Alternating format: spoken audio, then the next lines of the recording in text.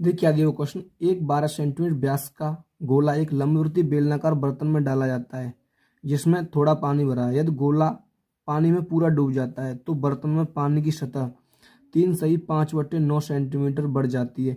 बेलनाकार बर्तन का व्यास ज्ञात कीजिए। यानी कि कोई बेलनाकार बर्तन है, उसमें एक 12 सेंटीमीटर व्यास का एक गोला डाला जाता है। तो आप भी समझ सकते हैं, जब कोई गोला डालेंगे तो पानी थोड़ा ऊपर उठ जाएगा। पानी थोड़ा ऊपर उठ जाता है यानी पानी की सतह इतनी ऊपर उठ जाती है। तो पूछा बेलनाकार बर्तन का व्यास क्या था। ठीक है, मैं आपको एक चित्र के माध्यम से समझाता हूँ। पूरी पूरी कोशिश करूंगा कि आपको समझ में आए। ये एक बेलनाकार बर्तन है, ये एक बेलनाकार बर्तन है। इस बर्तन में मैंने ये गोला डाला, ये वाला गोला मैंने इस बर्तन में डाल दिया। उसने ये कहीं नहीं बोला है, उसने ये कहीं नहीं बोला है कि गोला बर्तन में जो आया है पूरा पूरा फिक्स आया है, यानी कि कहीं जगह नहीं बची। इसका व्यास और इसका व्यास बराबर, ये उसने कहीं नहीं बोला है। आप गोला छोटा भी डाल सकते हैं, बड़ा भी डाल सकते हैं, इससे कोई मतलब नहीं है। लेकिन उसने गोला डाला है, तो उसमें गोला डालते कुछ पानी यहाँ तक पानी ऊपर उठ गया, यानी पहले पानी था, वो पानी की सतह इतनी हो गई, इतना पानी ऊपर उठ गया। कितना उठ गया? उतना, यानी कि इतना पानी उसमें ऊपर उठ गया, इतना इतना पानी। ठीक है, यानी ये आपको बता रहा है 9 सही 3 सही 5/9। आप इसे जब हल करेंगे तो 9×3 = 27 और 5 कितने होंगे? 27 और 3 30 और 2 32/9। इतना पानी ऊपर उठ गया। तो मैं कह सकता हूं जितना जो आपने गोला डाला होगा, गोला का आयतन और पानी का आयतन बराबर होगा।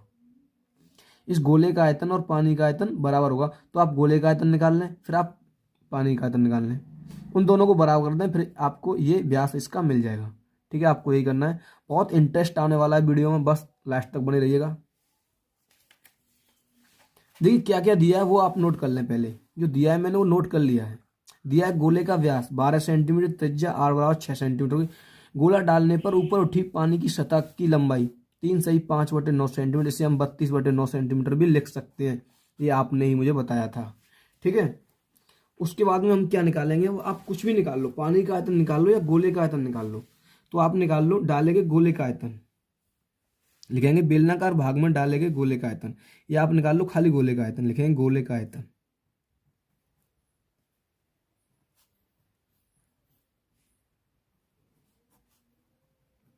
गोले का आयतन,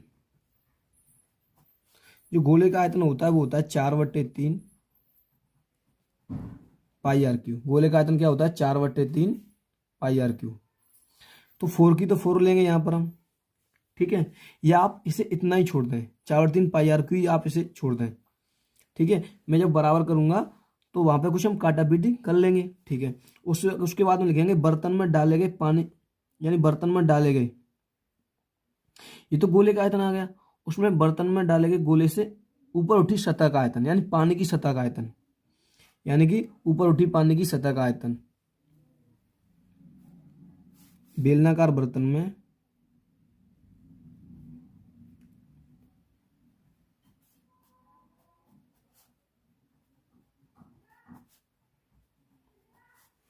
बेलनाकार बर्तन में ऊपर उठी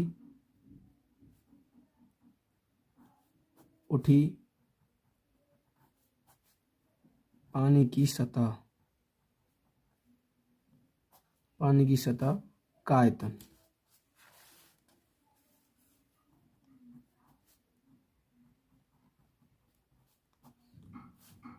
ठीक है, बेलनाकार बर्तन में ऊपर उठी पानी की सतह का आयतन। आप मुझे ये बताइए, ये डायग्राम दिया हुआ है, इसमें जो पानी की सतह ऊपर उठी है, इसका आयतन आप कैसे निकालेंगे? इसका आयतन कैसे निकालेंगे? तो आप कहेंगे सर ये बेलनाकार है, किसी ये बेलनाकार, तो इसमें ऊंचाई जो लेंगे हम ये इतनी लेंगे, यानी 32/9, और इसका आयतन निकालेंगे हम इसका, क्योंकि बेलन जो पानी की सतह ऊपर उठी, इस पानी का आयतन बराबर इसका आयतन होगा। ये आप बेलनाकार बर्तन में ऊपर उठी पानी की सतह का आयतन, या आप इसे ऐसे भी लिख सकते हैं पानी का आयतन। अगर आप ऐसे ना लिखें इसे, तो आप ये भी लिख सकते हैं इसे इस तरीके से, यूं करके, इसे क्रॉस करके आप लिख सकते हैं पानी का आयतन।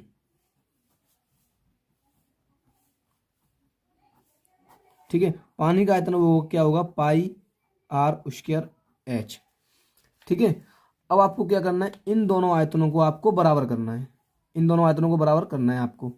और जो एच लेंगे ना हम यहाँ पर एच हम ये वाली एच लेंगे 32/9, क्योंकि इतना ही तो ऊपर उठा है अपना पानी, पानी का आयतन निकालना, पानी इतना ही ऊपर उठा है। तो इन दोनों आयतनों को मैं बराबर कर दूंगा। कैसे लिखेंगे? अब लिखेंगे प्रश्न अनुसार, प्रश्न अनुसार गोले का आयतन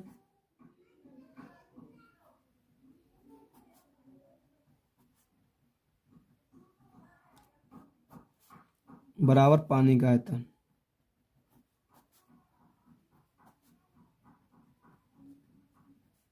गोले का आयतन बराबर पानी का आयतन, ये लिख लिया। तो गोले का आयतन आपको पता है 4/3 पाई आर क्यू। पानी का आयतन होता है पाई r² h। देखो इस पाई से ये पाई कैंसिल हो गई। आप r से r कैंसिल कर सकते हैं नहीं कर सकते, मुझे बताइए। r से r कैंसिल कर सकते हैं? नहीं कर सकते। ये r तो मुझे निकालनी है, ये r मुझे दी है, ठीक है। अब आपको लिखना है 4/3 इधर। यहाँ गोले की त्रिज्या दी है आपको, कितनी दी है आप देखिए। गोले की त्रिज्या, गोले की त्रिज्या दी है 6 सेंटीमीटर दी है। तो यहाँ पर 6 × 6 लिखेंगे हम, 6 × 6 × 6 बराबर r। यहाँ पर ये r मुझे निकालनी है और ये h मुझे दी है। कितनी दी हुई है h? आप देखिए 32/9। कितनी दी हुई है? 32/9 में दी हुई है, ठीक है। इस 3 से ये 6 मैंने काट दी, कितनी बार? 2 बार। देखो यहां पर 8 हो गया, 4 दूनी 8। इस 8 से मैंने 32 काट दी, कितनी बार? 4 बार। 8 चौक 32, ठीक है। उसके बाद में इधर क्या हो गया? इधर बचा 36, इधर बचा 36 बराबर इधर बचा 4r², 4r²/9। ये इधर जाएगी तो मल्टीप्लाई में आ जाएगी, ये नीचे आ जाएगा, ठीक है। तो इसके नीचे हम 1 मानेंगे, कैंची वाई मल्टीप्लाई करेंगे, इसका मल्टीप्लाई इधर होगा, इसका मल्टीप्लाई इधर होगा। तो 4 इधर आएगा, 4r² बराबर इधर आएगा 36 × 9, ठीक है। उसके बाद में r निकालेंगे हम यहाँ से, r बराबर, तो ये जाएगा 36 × 9 बटे आ जाएगा 4, ठीक है। उसके बाद में ये वर्ग हटेगा, यहाँ वर्गमूल आ जाएगा। तो r बराबर क्या आ जाएगा? अंडूर के अंदर आ जाएगा पूरा 36 × 9 बटे 4, ठीक है। उसके बाद में यहाँ से मैं जो r निकालूंगा, देखो ये 36 6 का वर्ग होता है और 9 में से बाहर 3 आ जाएगा और 2 में से इस 4 में से 2 आ जाएगा। इस 2 से कट जाएगा ये 3 बार, ठीक है। तो 3 × 9, तो यहाँ पर कह सकते हैं जो r बराबर आएगा वो कितना आ गया? 9। r बराबर 9 आ गया, ठीक है। क्या आ गया? r बराबर 9। लेकिन आपसे r पूछी नहीं है। आपसे क्या पूछा है? आपसे r नहीं पूछी, आपसे पूछा है व्यास। तो व्यास कैसे लिखेंगे? लिखेंगे व्यास बराबर, यानी बेलनाकार बर्तन का व्यास, व्यास बराबर क्या होता है? 2r। तो कैसे लिखेंगे? 2 × r आ गई 9, तो व्यास आ जाएगा आपका 18 सेंटीमीटर। तो ये आपका बिल्कुल आ जाएगा। देख क्या दिया हुआ है? एक लंबवृत्तीय बेलनाकार ठोस के आधार और शिखर दोनों अर्धगोलाकार हैं। बेलनाकार भाग का व्यास 14 सेंटीमीटर और कुल ऊंचाई 30 सेंटीमीटर। ठोस का संपूर्ण पृष्ठीय क्षेत्रफल ज्ञात कीजिए यदि पाई का मान आपको 22/7 यहाँ पर प्रयोग करना है। ये क्वेश्चन आपसे पूछा है, इसे मैं आपको डायग्राम के माध्यम से समझाता हूँ, ठीक है। देखिए ये डायग्राम है, देखिए इस क्वेश्चन का डायग्राम, ठीक है।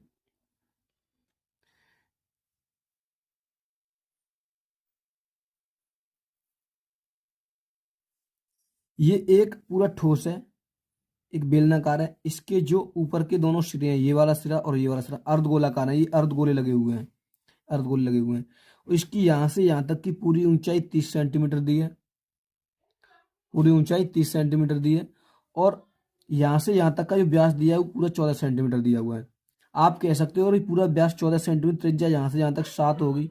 ये त्रिज्या भी आपकी यहाँ से यहाँ तक 7 होगी। अगर मैं त्रिज्या की बात करूं तो ये भी त्रिज्या ही बनेगी। यहाँ पर आप देख सकते हैं त्रिज्या बनेगी और ये भी यहाँ पर त्रिज्या ही बनेगी, ठीक है।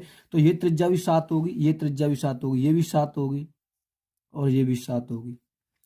तो ये यहाँ से यहाँ तक की दूरी 7 हो गई, यहाँ से यहाँ तक की दूरी 7 हो गई। 7 तो फार दूरी होगी 14। इस 30 में से मैं 14 को घटा दूंगा। क्या करूंगा? इस 30 में से मैं 14 को घटा दूंगा।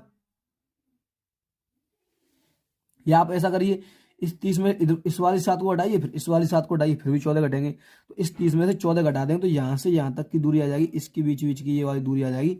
यानी यहाँ से यहाँ तक बोल सकते हैं आप, यहाँ से यहाँ तक बेलनाकार बेलनाकार भाग की दूरी आ जाएगी, वो आ जाएगी आपकी 16।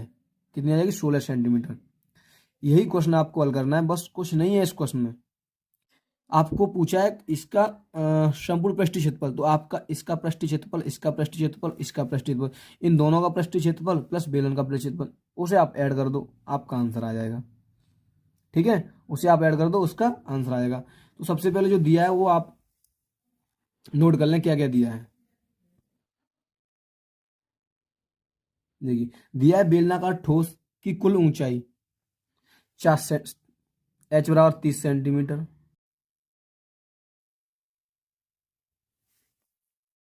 बेलनाकार ठोस की कुल ऊंचाई एच बराबर 30 सेंटीमीटर, बेलनाकार भाग का व्यास 14 सेंटीमीटर, त्रिज्या 7 सेंटीमीटर हो गई, और ठोस का संपूर्ण पृष्ठ निकालना है मुझे। तो मैं दोनों का यानी कि वक्र पृष्ठ जोड़ दूंगा तो संपूर्ण पृष्ठ आ जाएगा।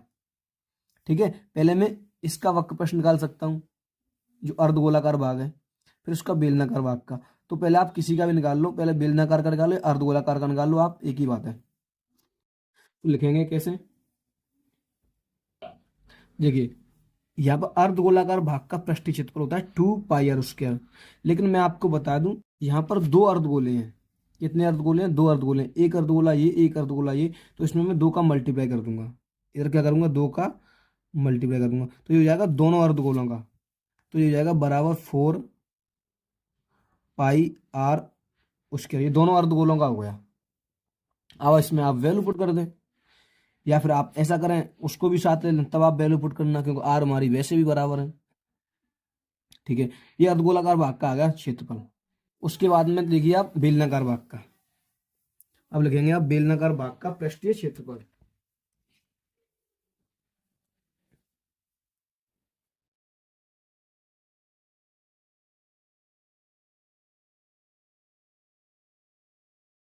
बेलनाकार भाग का पृष्ठीय क्षेत्रफल। बेलन का पृष्ठीय क्षेत्रफल क्या होता है पता है आपको? तो बेलन का होता है 2 पाई r h। ठीक है, 2 पाई r h। अब लिखेंगे पूरे ठोस का, यानी कि बने ठोस का पृष्ठीय क्षेत्रफल, या बने ठोस का संपूर्ण पृष्ठीय क्षेत्रफल। लिखेंगे बने ठोस का या पूरे ठोस का, यानी बेलनाकार ठोस का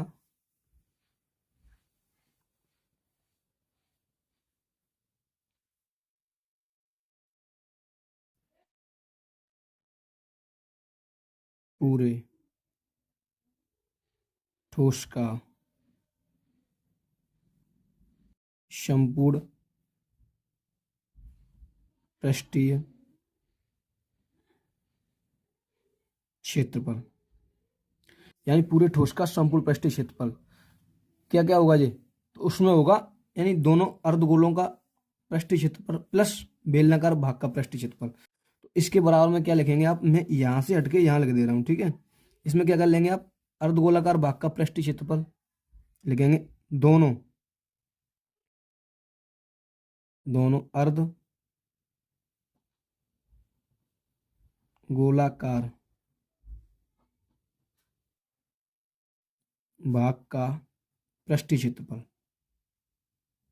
पृष्ठीय क्षेत्रफल। ठीक है, अर्धगोलाकार भाग का पृष्ठीय क्षेत्रफल प्लस प्लस क्या आएगा? बेलनाकार भाग का, और लिखेंगे बेलनाकार भाग का,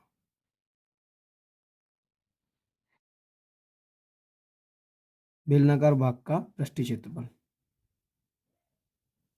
पृष्ठीय क्षेत्रफल। ठीक है, इस तरीके से हम इसको लिख लेंगे पूरे ठोस का। अगर मैं संपूर्ण पृष्ठीय क्षेत्रफल निकालूंगा तो दोनों अर्धगोलाकार भाग का पृष्ठीय क्षेत्रफल निकाला था मैंने भी, और बेलनाकार भाग का। तो लिखेंगे बराबर में, ये पूरे ठोस का संपूर्ण पृष्ठीय क्षेत्रफल चल रहा है इधर। ठीक है, अब दोनों अर्धगोलाकार का निकाला था मैंने अभी, आपको पता है 4 पाई r²। देख सकते हैं आप यहाँ पर 4 पाई r²। ये 2 का तो था, ये 2 का था, क्योंकि मैंने यहाँ पर 2 का मल्टीप्लाई किया तो 2 का हो गया जी। तो ये हो गया 4 पाई r²। क्या लिखेंगे? 4 पाई r²। ठीक है, और प्लस इसमें मैं जोड़ दूंगा बेलनाकार भाग का पृष्ठीय क्षेत्रफल, ये होता है 2πr/h, तो 2πr/h। ठीक है। अब यहाँ देखिए आप, इसमें इसमें पाई है, इसमें भी पाई है, इसमें आर है, इसमें भी आर है। ठीक है, आर दोनों की बिल्कुल बराबर है, 7-7 सेंटीमीटर। ठीक है, तो आप यहाँ से पाई और आर कॉमन लेना, यहाँ पर 2 है, यहाँ पर भी 2 है, या फिर 2 कॉमन ले लिया, पाई कॉमन ले लिया, और मैंने यहाँ से आर कॉमन ले ली, तो यहाँ पर क्या बचा, 2 से इसमें भाग देंगे तो 2, और 2 आर है यहाँ पर, तो 1 आर, 2r, प्लस यहाँ पर बचा h, कितना बचा h, यहाँ पर बचा 2r प्लस h, यानी 2πr मैंने कॉमन ले लिया तब। ठीक है, उसके बाद में क्या करना है, 2 गुणा पाई की वैल्यू 22/7 होती है, और आर आपको पता है कितना दी हुई है, तो आर आप देख सकते हैं, आर मेरी कितनी दी हुई है, आर जो दी हुई है आपकी, आर दी हुई है यहाँ से यहाँ तक 7। ठीक है, या आप इसकी ले लो, आप आर इसकी ले लो, दोनों की आर 7 दी हुई है, तो ये जाके गुणा में 7, ब्रैकेट में 2 गुणा फिर आर आ गई 7, प्लस एच कितनी दी हुई है, एच आप देखें, ये किसकी आर है, एच है, बेलन की एच है, तो बेलन की एच दी हुई है 16। ठीक है, ये यहां तक मैंने कर लिया, यहां तक आपको समझ में आया होगा बहुत अच्छे से। ठीक है, अब देखो यहाँ 7 से 7 कैंसिल, 22 दूनी हो गए 44, ये हो गए बराबर 44 गुणा। अब आप इन दोनों का गुणा करें, इसको जोड़ दें, 7 दूनी 14 और 16 जोड़ेंगे, 14 और 16 को आप ऐड करेंगे तो 14 दूनी 28, और हो जाएंगे पूरे 30, 28 हो तो 30। ठीक है, इनका आप मल्टीप्लाई करेंगे तो क्या आएगा, 4×12 की 2, 4×12 13, 132, यानी कि एक जीरो आ जाएगी पीछे। तो ये आपका आ जाएगा संपूर्ण पृष्ठीय क्षेत्रफल, क्या आ जाएगा, सेंटीमीटर स्क्वायर में लिख देंगे आप इसे, सेमी। देख क्या दिया हुआ क्वेश्चन, एक शंकु का छिन्नक, ये आपका 45 सेंटीमीटर ऊंचा, यदि इसके सिरों की त्रिज्याएं 28 सेंटीमीटर तथा 7 सेंटीमीटर हैं, इसका आयतन, वक्र पृष्ठीय क्षेत्रफल एवं संपूर्ण पृष्ठीय क्षेत्रफल ज्ञात कीजिए। पाई की वैल्यू आपको 22/7 लेनी है। ठीक है, ये क्वेश्चन आपको दिया है, छिन्नक की ऊंचाई h बराबर 45, और ये त्रिज्याएं दी हैं आर, ये कैपिटल आर मान लेना, इसको स्मॉल आर मान के हम इसको सॉल्व कर देंगे। ठीक है, जैसे कि मैं आपको चित्र में दिखाता हूँ, चित्र देखो मैंने इसका बनाया है, इसका डायग्राम दिया हुआ है, एक छिन्नक है, छिन्नक उसे किसे कहते हैं हम, एक शंकु को नीचे से काटने पर, एक शंकु को नीचे से काटने पर एक बाल्टी का आकार बन जाता है, उसी को हम फ्रस्टम छिन्नक कहते हैं। ठीक है, ये इसकी ऊंचाई 45 दी है, ये यहाँ से यहाँ तक की त्रिज्या यानी बड़ी, इसको आप कैपिटल आर मान सकते हैं, 28 है, इसको आप स्मॉल आर मान सकते हैं, स्मॉल आर, ये आपकी 7 सेंटीमीटर है। आपको इसका आयतन, संपूर्ण पृष्ठीय क्षेत्रफल, वक्र पृष्ठीय क्षेत्रफल, ये आपको सब कुछ निकालना है। ठीक है, तो सबसे पहले मैं आपको एक यानी कि सलाह दूं, सबसे पहले आप इसको, आप त्रिज्या ऊंचाई यानी कि ये वाली ऊंचाई आप एल निकाल लीजिए, इसमें क्या निकालना है, आप एल निकाल लें, इसमें एल त्रिज्या ऊंचाई, उससे क्या होगा एल से, क्योंकि आपको आगे पड़ेगा वक्र पृष्ठीय क्षेत्रफल, जब आप निकालेंगे तो उसमें एल की जरूरत पड़ेगी, वो आपको वहां पर नहीं निकालनी पड़ेगी, आप यहीं पे निकाल लें। ठीक है, तो त्रिज्या ऊंचाई बराबर क्या होता है, आप लिखिए, देखिए त्रिज्या ऊंचाई लिखेंगे एल बराबर, देखो जो चीज मैंने यहाँ पर नोट किया है वो आप देख सकते हैं, ये यहाँ पे मैंने लिख लिया है, दिया छिन्नक की ऊंचाई h बराबर 45, त्रिज्या आर बराबर, बड़ी आर बराबर, कैपिटल आर बराबर 28, स्मॉल आर बराबर 7। अब लिखेंगे छिन्नक की त्रिज्या ऊंचाई,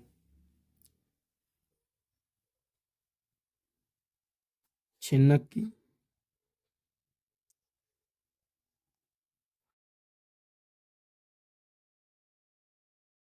त्रिज्या ऊंचाई एल बराबर, ठीक है, मैं यही निकाल देता हूँ एल। एल बराबर जो फॉर्मूला होता है वो होता है एल बराबर अंडर में, किसमें, अंडर में एच का स्क्वायर, किसका, एच का स्क्वायर, अंडर में एच का स्क्वायर, उसके बाद में क्या होता है बताइए, प्लस अंडर में एच का स्क्वायर प्लस ब्रैकेट में, देखो वही फॉर्मूला होता है, बस इसमें क्या होता है, आर में से आर घटा देते हैं हम, आर माइनस के स्मॉल आर का होल स्क्वायर, ये फॉर्मूला होता है किसका, छिन्नक की जो एल निकालते हैं हम। अगर शंकु का होता तो क्या करते हैं हम, H square plus R square करते हैं, यही उसमें ये पर, लेकिन बड़ी आर में से छोटी आर को मैंने यहाँ माइनस कर दिया बस। तो यहाँ लिखेंगे अंडर में एच कितनी थी 45, तो यहाँ पर 45 का स्क्वायर प्लस आर, बड़ी आर कितनी 28 माइनस 7 का होल स्क्वायर। ठीक है, इतना तो आपको समझ गए होंगे आप। 45 का वर्ग क्या होता है, तो 5 का होता है इधर 25, 5 में 4 में 5 का गुणा और करेंगे तो जाएगा 20, 20 25 प्लस 28 में से 7 घटेंगे तो 21 बचेंगे, 21 का वर्ग होता है 441। यहाँ तक कोई दिक्कत नहीं हुई होगी आपको। उसके बाद में आप इन्हें ऐड कर लेंगे, आप इन्हें ऐड करेंगे तो 5 और एक ये 6 हो जाएंगे, 4 और 2 6 हो जाएंगे, और यहाँ 20 और 4 24 हो जाएंगे, ये हो जाएंगे 2466, यानी 2466 हो जाएंगे। कितने हो जाएंगे, 2466 हो जाएंगे। अब आपको इसका वर्गमूल निकालना है। क्या निकालना है आपको, इसका वर्गमूल। ठीक है, आपको इसका वर्गमूल निकालना है। तो आप इस तरीके से आप वर्गमूल निकाल सकते हैं, कैसे करके, यूं करके 24 दो पेयर बनाएंगे, ये एक ये। यहाँ पे एक ऐसी संख्या लेते हैं हम कि उस संख्या का उसी में मल्टीप्लाई करने के बाद में ये आए। तो आप यहाँ 5 लेंगे तो 25 आएगा, तो ये 4 लेंगे, 4 4 16, इसमें से माइनस करें 14 में से 6 गए तो 8 बचे। अब यहाँ 66 उतार लेंगे। ऐसे करके आप कुछ इस तरीके से आप वर्गमूल निकालेंगे, तो जो आपका वर्गमूल निकल के आएगा वो इसका आएगा 49.65। ठीक है, ये आपकी एल आ गई। एल क्या आ गई, 49.65 आपकी क्या आ गई, एल आ गई। उसके बाद में देखिए अब आपको क्या निकालना है। अब आपको निकालना है छिन्नक का आयतन। तो लिखिए छिन्नक का आयतन बराबर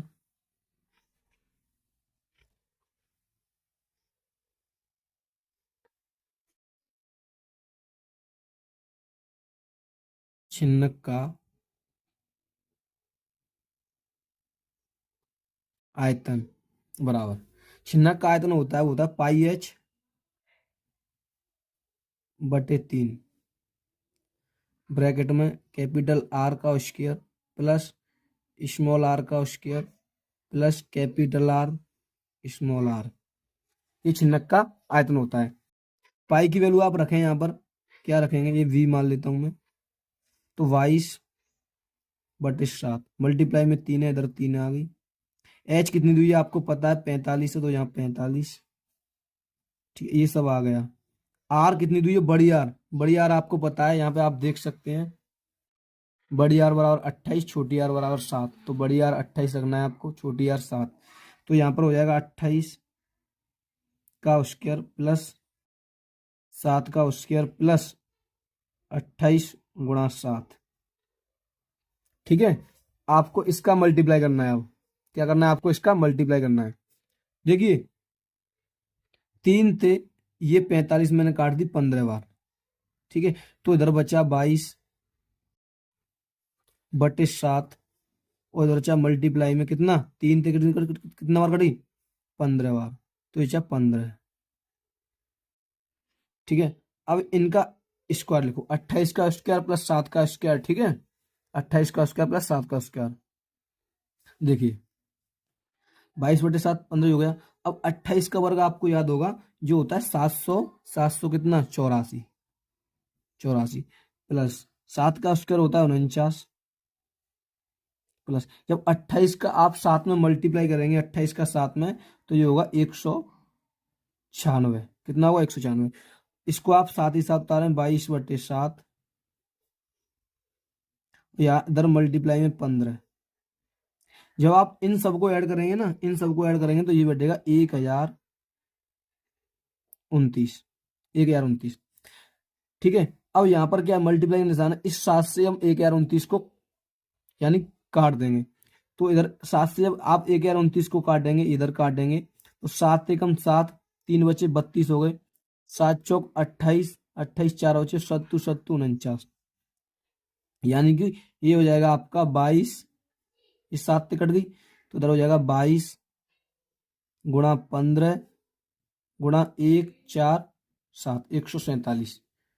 ठीक है, 22 × 15 × 147। आप इसका मल्टीप्लाई कर लो। आप क्या करेंगे, इसका मल्टीप्लाई देखो, 5 दूनी 10 और 10 7 70। आप इस तरीके से कर सकते हैं। ठीक है, जब आप इसका मल्टीप्लाई करेंगे तो आपका आएगा 48510, और ये आ गया आयतन, तो सेंटीमीटर क्यूब, ये आ गया आपका आयतन आंसर। ठीक है, ये आपका क्या आ गया, वॉल्यूम आ गया, वॉल्यूम आ गया। उसके बाद में आपको वक्र पृष्ठ क्षेत्रफल निकालना है, संपूर्ण पृष्ठ क्षेत्रफल भी निकालना है। ठीक है, वो भी मैं आपको बताता हूँ कि वक्र पृष्ठ क्षेत्रफल कैसे निकालेंगे, संपूर्ण पृष्ठ क्षेत्रफल कैसे निकालेंगे। देखिए, अब निकालना है हम छिन्नक का वक्र पृष्ठ क्षेत्रफल। ठीक है, तो वक्र पृष्ठ क्षेत्रफल होता है पाई कोष्टक आर प्लस आर, ये capital R plus small R और मल्टीप्लाई एल। ठीक है, ये आपको पता होगा। पाई की वैल्यू हमें रखनी है 22/7, ब्रैकेट में आर कैपिटल कितनी दी थी 28, प्लस स्मॉल आर दी हुई थी आपकी कितनी, स्मॉल आर दी हुई थी आपकी कितनी, जरा एक बार जल्दी बताओ। स्मॉल आर आपकी दी हुई थी, आप देख सकते हैं यहाँ पर देखिए स्मॉल आर दी थी 7। ठीक है, 7। अब देखो यहाँ पर मैंने एल कितनी निकाली थी, वो एल आप चेक करें। ठीक है, एल कितनी निकाली थी, देखें आप एल कितनी निकाली थी। देखिए एल निकाली थी हमने यहाँ पर 49.65, 49.65, 49.65। ठीक है, अब आप इनका मल्टीप्लाई कर लो बस, ये हो जाएगा 22/7, मल्टीप्लाई में इन्हें जोड़ दो, 28 और 7 को देंगे 8 7 15 की 5, हाथ लेकर आई 35, गुणा में दिए 49.65। 7 से 35 कट गई कितनी बार, 5 बार। 7 से 35 कितनी बार कट गई, 5 बार कट गई, तो आपको समझ में आ गया होगा। अब जो कुछ बचा हुआ है वो आप यहाँ पर नोट कर लो। देखो 22 बचा, 22 गुणा 5 बचा, गुणा 49.65 ये बचा। जब आप इन तीनों का मल्टीप्लाई करेंगे तो आपका आएगा 5461, 5461.5 सेंटीमीटर स्क्वायर, यानी कि 5461.5 सेंटीमीटर स्क्वायर, ये आपका आंसर आएगा। ठीक है, तो ये वाला भी आपका आंसर निकला, एक आंसर आपका ये निकला है। उसके बाद में आपका रह गया है संपूर्ण पृष्ठीय क्षेत्रफल, वो भी मैं अब आपको बताता हूँ संपूर्ण पृष्ठीय क्षेत्रफल कैसे निकालेंगे। सबसे पहले आपको फॉर्मूला आना चाहिए, तो क्या होता है फॉर्मूला लिखिए आप। देखिए छिन्नक का संपूर्ण पृष्ठीय क्षेत्रफल क्या होता है मैं आपको बताऊं, पाई ब्रैकेट में कैपिटल आर का स्क्वायर प्लस स्मॉल आर का स्क्वायर प्लस एल, और ब्रैकेट में आर प्लस एल। ठीक है, अगर आपको ये फॉर्मूला बनाना नहीं आता है तो मैंने बहुत सारी वीडियो डाली हुई हैं। ठीक है, पिछली वीडियो में ना फॉर्मूला बनाना सिखाया है, बिल्कुल एकदम बेसिक से। इसमें मैं क्यों बता रहा कि वीडियो ऑलरेडी 11 मिनट की हो चुकी है, मैं ज़्यादा बड़ी नहीं करना चाहता। अब क्या करना है आपको, अब वैल्यू रखिए आप। अब आपको वैल्यू रखनी है, पाई का मान रखिए आप, या फिर अभी मत रखो, पाई की पाई रखो अभी आप। ठीक है, आर कितनी दी है, बड़ी आर, बड़ी आर यानी 28 का वर्ग, प्लस यहाँ पर 7 का वर्ग, प्लस एल अभी हमने निकाली थी 49.65, 49.65, ब्रैकेट में बड़ी आर फिर 28, स्मॉल 7, बड़ा ब्रैकेट बंद। ठीक है, ये सब कुछ हो गया। पाई का मान अभी ना रखें, मेरा आपसे ये निवेदन है। पाई 28 का वर्ग अभी निकाला था आपने 784, फिर 7 का 49, प्लस ये 49.65, और ब्रैकेट में दिया है 28 और 7 कितने होंगे, अभी मैंने जोड़ा था 8 7 15, यानी कि 35। ठीक है, अब आपको क्या करना है, देखो ये और ये सब, यानी कि आपको यहां से यहां तक तो ये ऐड करना है। उसके बाद में इसमें पहले आपको इससे मल्टीप्लाई करना है, उसके बाद में ये आपको ऐड करना है। तो पाई की वैल्यू तो यहां पर रखो, पहले आप इससे इसमें मल्टीप्लाई कर लो। ठीक है, उसके बाद में ये सब जोड़ लेना, उसमें पाई की वैल्यू रख लेना। ठीक है, तो मल्टीप्लाई कर लो, 784, पहले से ऐसे लिख लो, 784 प्लस 49, प्लस जब आप इससे इसमें मल्टीप्लाई करेंगे, यानी 35 से इसमें मल्टीप्लाई करेंगे आप, तो ये आएगा आपका 1737, 1737.75, ये आपका आ जाएगा। जब आप इसे इसका मान रख लो आप 22/7 गुणा, जब आप इन सबको ऐड करेंगे, क्या करेंगे, इन सबको आप ऐड करेंगे तो ये आपका कितना आएगा, 2570.75। ठीक है, आप इससे इसको डिवाइड करिए, इसमें मल्टीप्लाई करिए, उसके बाद में आपका आंसर निकल के आ जाएगा। ठीक है, जब आप ये काटा पीटी करेंगे तो उसके बाद में जो आपका आंसर आएगा वो कितना आएगा, मैं आपको बता दूं, 8079.5 सेंटीमीटर स्क्वायर, ये आपका आंसर आ जाएगा। आप कहेंगे सर आपने मल्टीप्लाई नहीं किया, तो मैं बता दूं आपको, वीडियो ऑलरेडी 13 मिनट की हो चुकी है, मल्टीप्लाई करूंगा बहुत सारा टाइम लगेगा, इसलिए मैंने कुछ मल्टीप्लाई डायरेक्ट कर दिए और कुछ मल्टीप्लाई मैंने क्या दिया, छोड़ दिए। एक ठोस बेलनाकार है, आपको हल करना है, दोनों सिरे अर्धगोलाकार है। ठोस की कुल ऊंचाई 20 सेंटीमीटर है तथा बेलन का व्यास 7 सेंटीमीटर है। ठोस का कुल आयतन ज्ञात कीजिए। और यहाँ पे आपको बता दूं, पाई का मान जो लेना है वो 22/7 प्रयोग करना है आपको। ठीक है, एक ठोस बेलनाकार दिया हुआ जिसके दोनों सिरे कैसे अर्धगोलाकार हैं, यानी दोनों सिरों पर अर्धगोला लगा हुआ है। ठोस की कुल ऊंचाई 20 सेंटीमीटर और बेलन का व्यास 7 सेंटीमीटर। ठोस का कुल आयतन ज्ञात कीजिए, आपको आयतन पूछा है और पाई का मान आपको 22/7 लेना है। देखिए जैसे आप यहां समझिए, ठीक है, मैं आपको समझाता हूं यहां पर।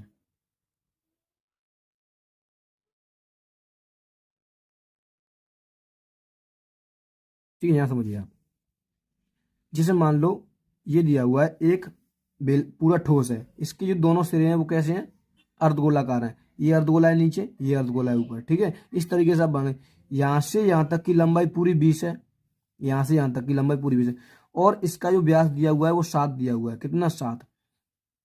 ये व्यास 7 है, त्रिज्या कितनी होगी यहां से यहां तक की, बताएगा कोई, त्रिज्या कितनी होगी? तो आप बोलोगे सर ये पूरा 7 है तो त्रिज्या होगी 7/2 यानी 3.5, 3.5। अब ये त्रिज्या, तो ये भी त्रिज्या होगी, यहाँ भी त्रिज्या होगी तो ये भी 3.5 होगी, और यहाँ भी तो त्रिज्या होगी ये भी 3.5 होगी। तो 3.5 ये और 3.5 ये, 3.5 ये और 3.5 ये, टोटल कितनी होगी, 3.5 और 3.5 7 होगी। 3.5 ये, 3.5 ये, 7।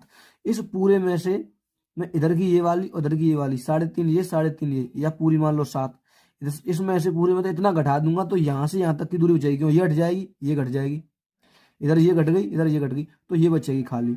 यानी 20 में से ये पूरी घटा दूंगा मैं, 3.5, 3.5, 7 घटा दूंगा, 20 में से 7 गए, तो यहाँ से यहाँ तक की दूरी बचेगी, वो कितनी बचेगी, 13 बचेगी। ठीक है, 13 बचेगी। पाई की वैल्यू आपको ये लेनी है। बस यही सिस्टम मैंने पूरा, आपको ये सिस्टम लिखना किस तरीके से वो देखिए।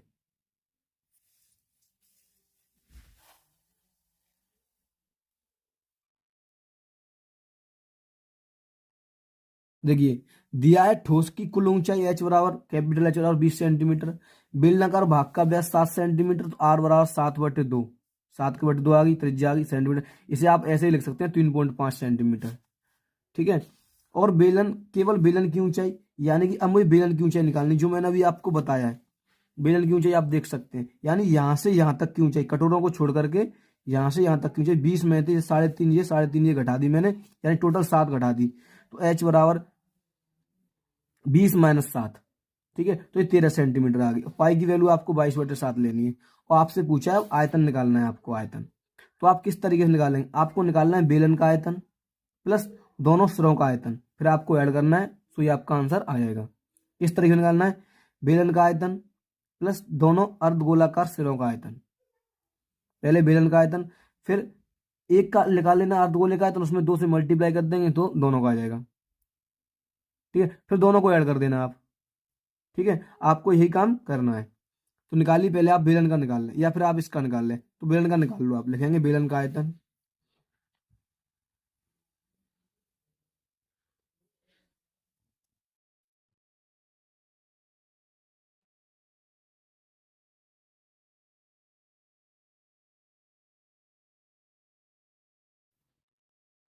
बेलन का आयतन क्या होता है, पाई r स्क्वायर h। ये हो गया बेलन का आयतन, पाई r स्क्वायर h आ गया। ठीक है, ये आ गया बेलन का आयतन। ठीक है, ये मान लो मैंने बेलन का आयतन निकाल लिया इतना, कितना निकाल लिया मैंने बेलन का आयतन, इतना निकाल लिया। इसी तरीके से आप उसका आयतन निकाल लो, किसका, अर्धगोलाकारों का आयतन, यानी अर्धगोलाकार भाग का आयतन।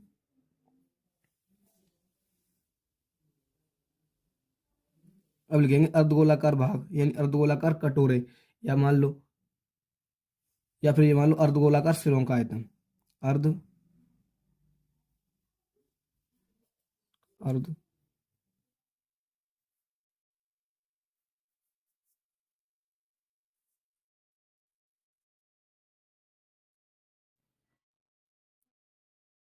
अर्धगोलाकार सिरों का आयतन। मुझे तो ये पूरा गोला होता है उसका आयतन क्या होता है, तो आप कहेंगे उसका आयतन होता है, मैं यहाँ पे बता रहा हूँ आपको, पूरे गोले का आयतन होता है, पूरा गोला दिया हुआ उसका आयतन होता है 4/3 पाई आर क्यू। जब अर्ध गोले का निकालना, दो से इसमें भाग दे दूंगा, दो से यहाँ दो आ गया तो दो से दो हट जाएगी, ये चार कट जाएगी, तो रह जाएगा आधे गोले का जो आयतन रह जाएगा, इस तरीके से आधे गोले का आयतन रह जाएगा, वो रह जाएगा 2/3 पाई आर क्यू। ठीक है, 2/3 पाई आर क्यू, तो ये आ जाएगा आपका 2/3 पाई आर क्यू। ठीक है, ये आ गया। अब क्या लिखेंगे, ये तो आया एक का, किसका आया, एक का। अब मैं दोनों का निकालूंगा, दो का। अगर दो अर्धगोलों का निकालूंगा, दो अर्धगोलों का, तो मैं इसमें किससे मल्टीप्लाई करूंगा, दो से मल्टीप्लाई करूंगा, तो मल्टीप्लाई दो हो गया। ये आप इधर कर लो या इधर कर लो, एक ही बात है। ठीक है, अब लिखेंगे हम पूरे ठोस का आयतन। क्या लिखेंगे, पूरे ठोस का आयतन। तो लिखिए पूरे ठोस का आयतन बराबर क्या होगा, बेलन का आयतन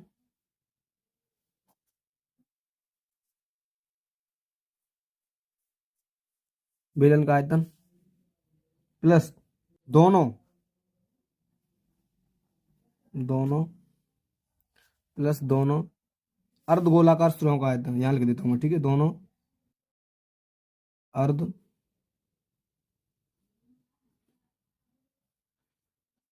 अर्धगोलाकार सिरों का आयतन।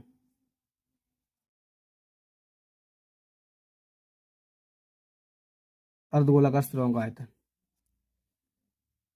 ठीक है, इस तरीके से मैंने लिख लिया। तो आप यहाँ पे क्या करेंगे, बेलन का आयतन क्या निकाला आपने, पाई आर स्क्वायर एच, तो यहाँ लिख लेंगे पाई आर स्क्वायर एच प्लस दोनों सिरों का आयतन निकाला था आपने, दो, इस दो का मल्टीप्लाई इधर होगा तो ये जाएगा 4/3 पाई आर क्यू। आप कहेंगे सर ये तो पूरा बन गया, तो भाई दोनों आधे आधे बन के पूरा तो बनेगा ही, बनेगा नहीं बनेगा।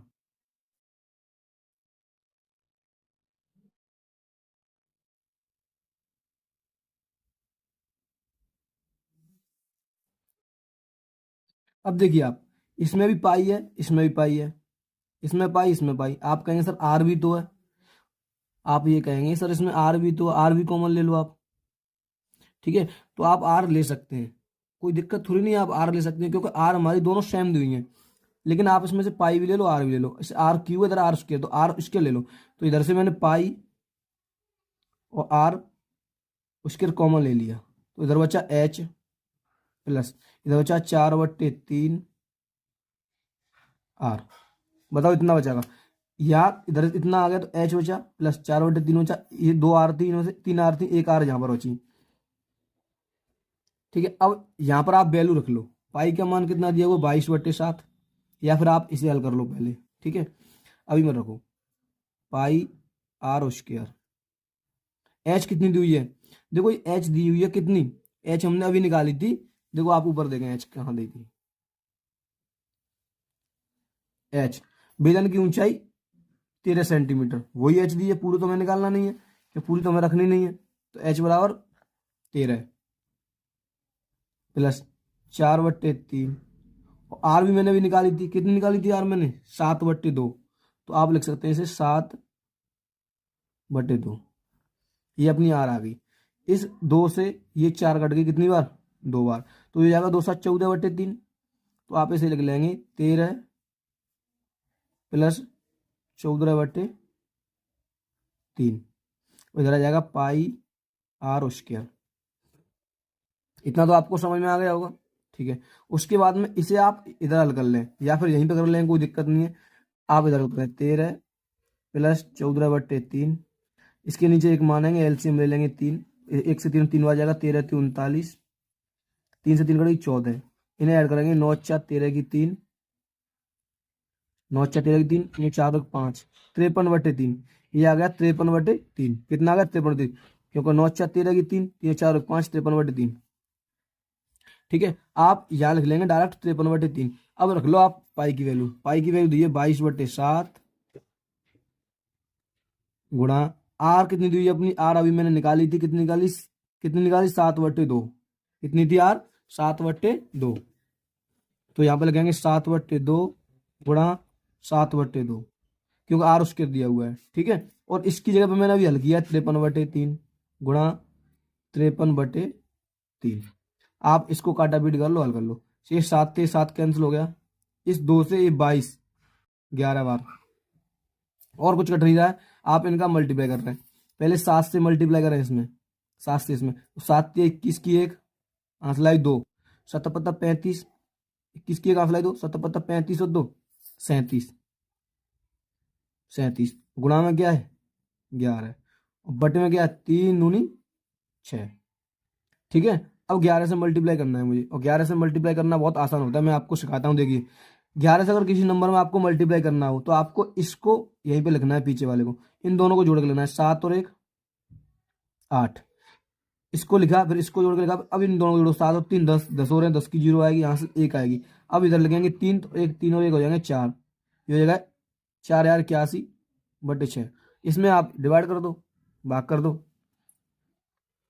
तो देखो 6 से भाग दो, 6 6 36, 6 6 36, क्या बचे? 4 बचे, 48 हो गई।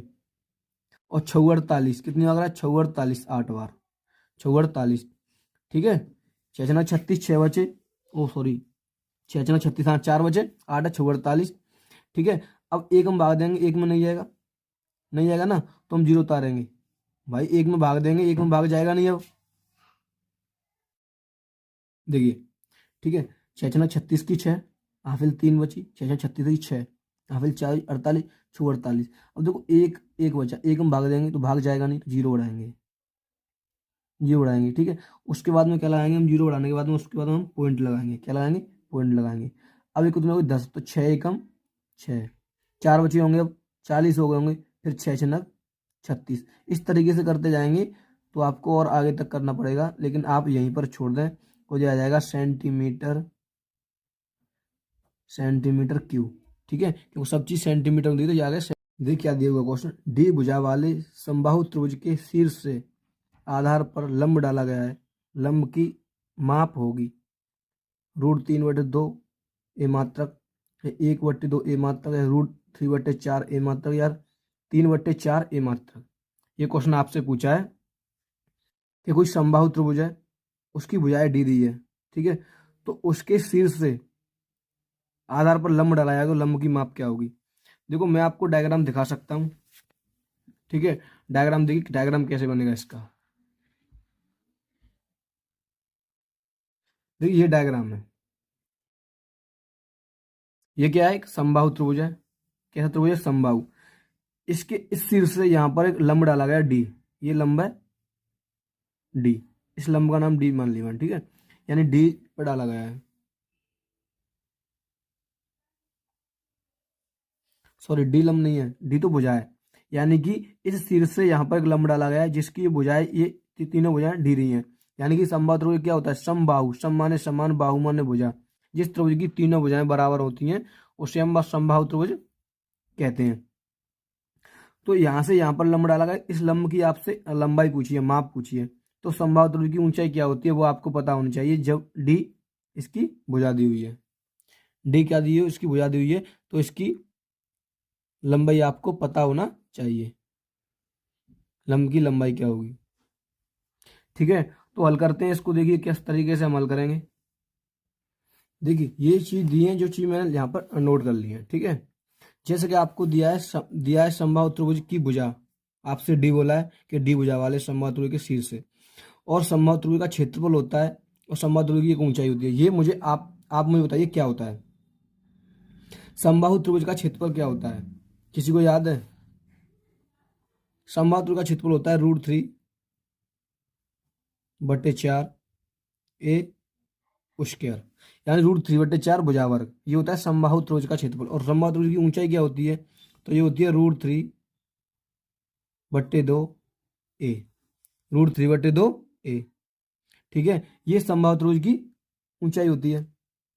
बस आपसे पूछा क्या, ऊंचाई पूछी है, तो आप इस फॉर्मूले में रख दो।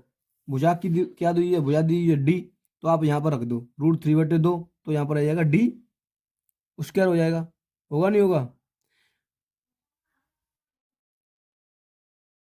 ठीक है, तो यहाँ रख दो भुजा कितनी है d, तो आप लिखेंगे h बराबर √3/2 और भुजा दी हुई है d, एक ये पे क्या जाएगा d।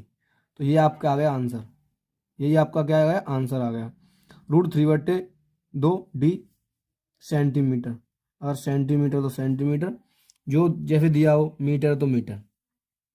ठीक है, ये आपके क्वेश्चन का आंसर आ गया √3/2d। आप देख लीजिए ऑप्शन में कौन सा सही है। तो ऑप्शन में डी नहीं दिया हुआ है, ऑप्शन में ए दिए हुए हैं। ठीक है, तो कोई दिक्कत नहीं, उससे आप डी ए कर सकते हो यहाँ पर, क्योंकि उसने बोला है कि भैया डी है, ए माने तब यहाँ पर ए आएगा।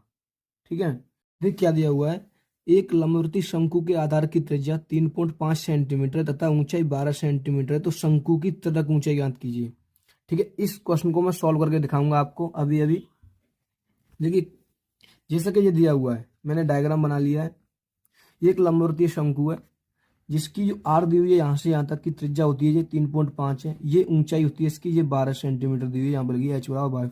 तो आपको इसमें एल निकालना है। तो आप देख सकते हैं यहाँ पर एक जो राइट एंगल बनता है, यहाँ पर पाइथागोरस प्रमेय लगती है कि ये होता है आपका ऊंचाई होती है, लंब मानते हैं इसको, इसको हम आधार मानते हैं, तो इसको ये निकालना होता है आपको एल, यानी कड़ मान लो इसे आप। ठीक है, इसमें पाइथागोरस लगती है बिल्कुल। तो इसका एल निकालने के लिए इसका वर्ग प्लस इसका वर्ग हम ऐड कर देते हैं। ठीक है, यहाँ पर देखिए, ठीक है, मुझे एल निकालनी है ना, एल, तो एल बराबर में एक फॉर्मूला लिखूंगा। क्या लिखूंगा, फॉर्मूला। वो क्या होता है, एल इजक्वल टू अंडर के अंदर होता है एच का स्क्वायर प्लस आर का स्क्वायर। एच कितनी दी हुई है मेरी, एच तो 12 का स्क्वायर, आर दी हुई है 3.5, तो 3.5 का स्क्वायर। ठीक है, 12 का स्क्वायर करेंगे तो कितना होता है, 12 का 144 प्लस आप 3.5 का स्क्वायर करेंगे तो 5 का होता है 25, और 3 का मल्टीप्लाई 4 से करेंगे तो 12, तो होता है 1225। पॉइंट का एक अच्छे तो यहाँ जाएगा 12.25, ये होता है। आप इनको जब ऐड करेंगे तो कितना होगा, आप ऐड करिए, 144 में आप 12 जोड़ेंगे, 144 35 का स्क्वायर 12.25 होता है, 144 जोड़ेंगे तो 4 और 2 6 होता है, 4 और 1 5 होता है, और एक होगा 0.25, ये होगा इसका, इन दोनों को ऐड करके आ गया। ठीक है, अब आप क्या करेंगे, इसका आप वर्गमूल निकालेंगे, इसका आप क्या निकालेंगे, वर्गमूल। वर्गमूल निकालने के लिए यानी कि आप कह सकते हो ये किस संख्या का वर्गमूल है, दोनों संख्याओं का मल्टीप्लाई करके किस संख्या का मल्टीप्लाई करके ये आया होगा। तो आप कह सकते हैं ये होगा जो 25 होता है, ये तो 5 का होता है, 5 का होता है।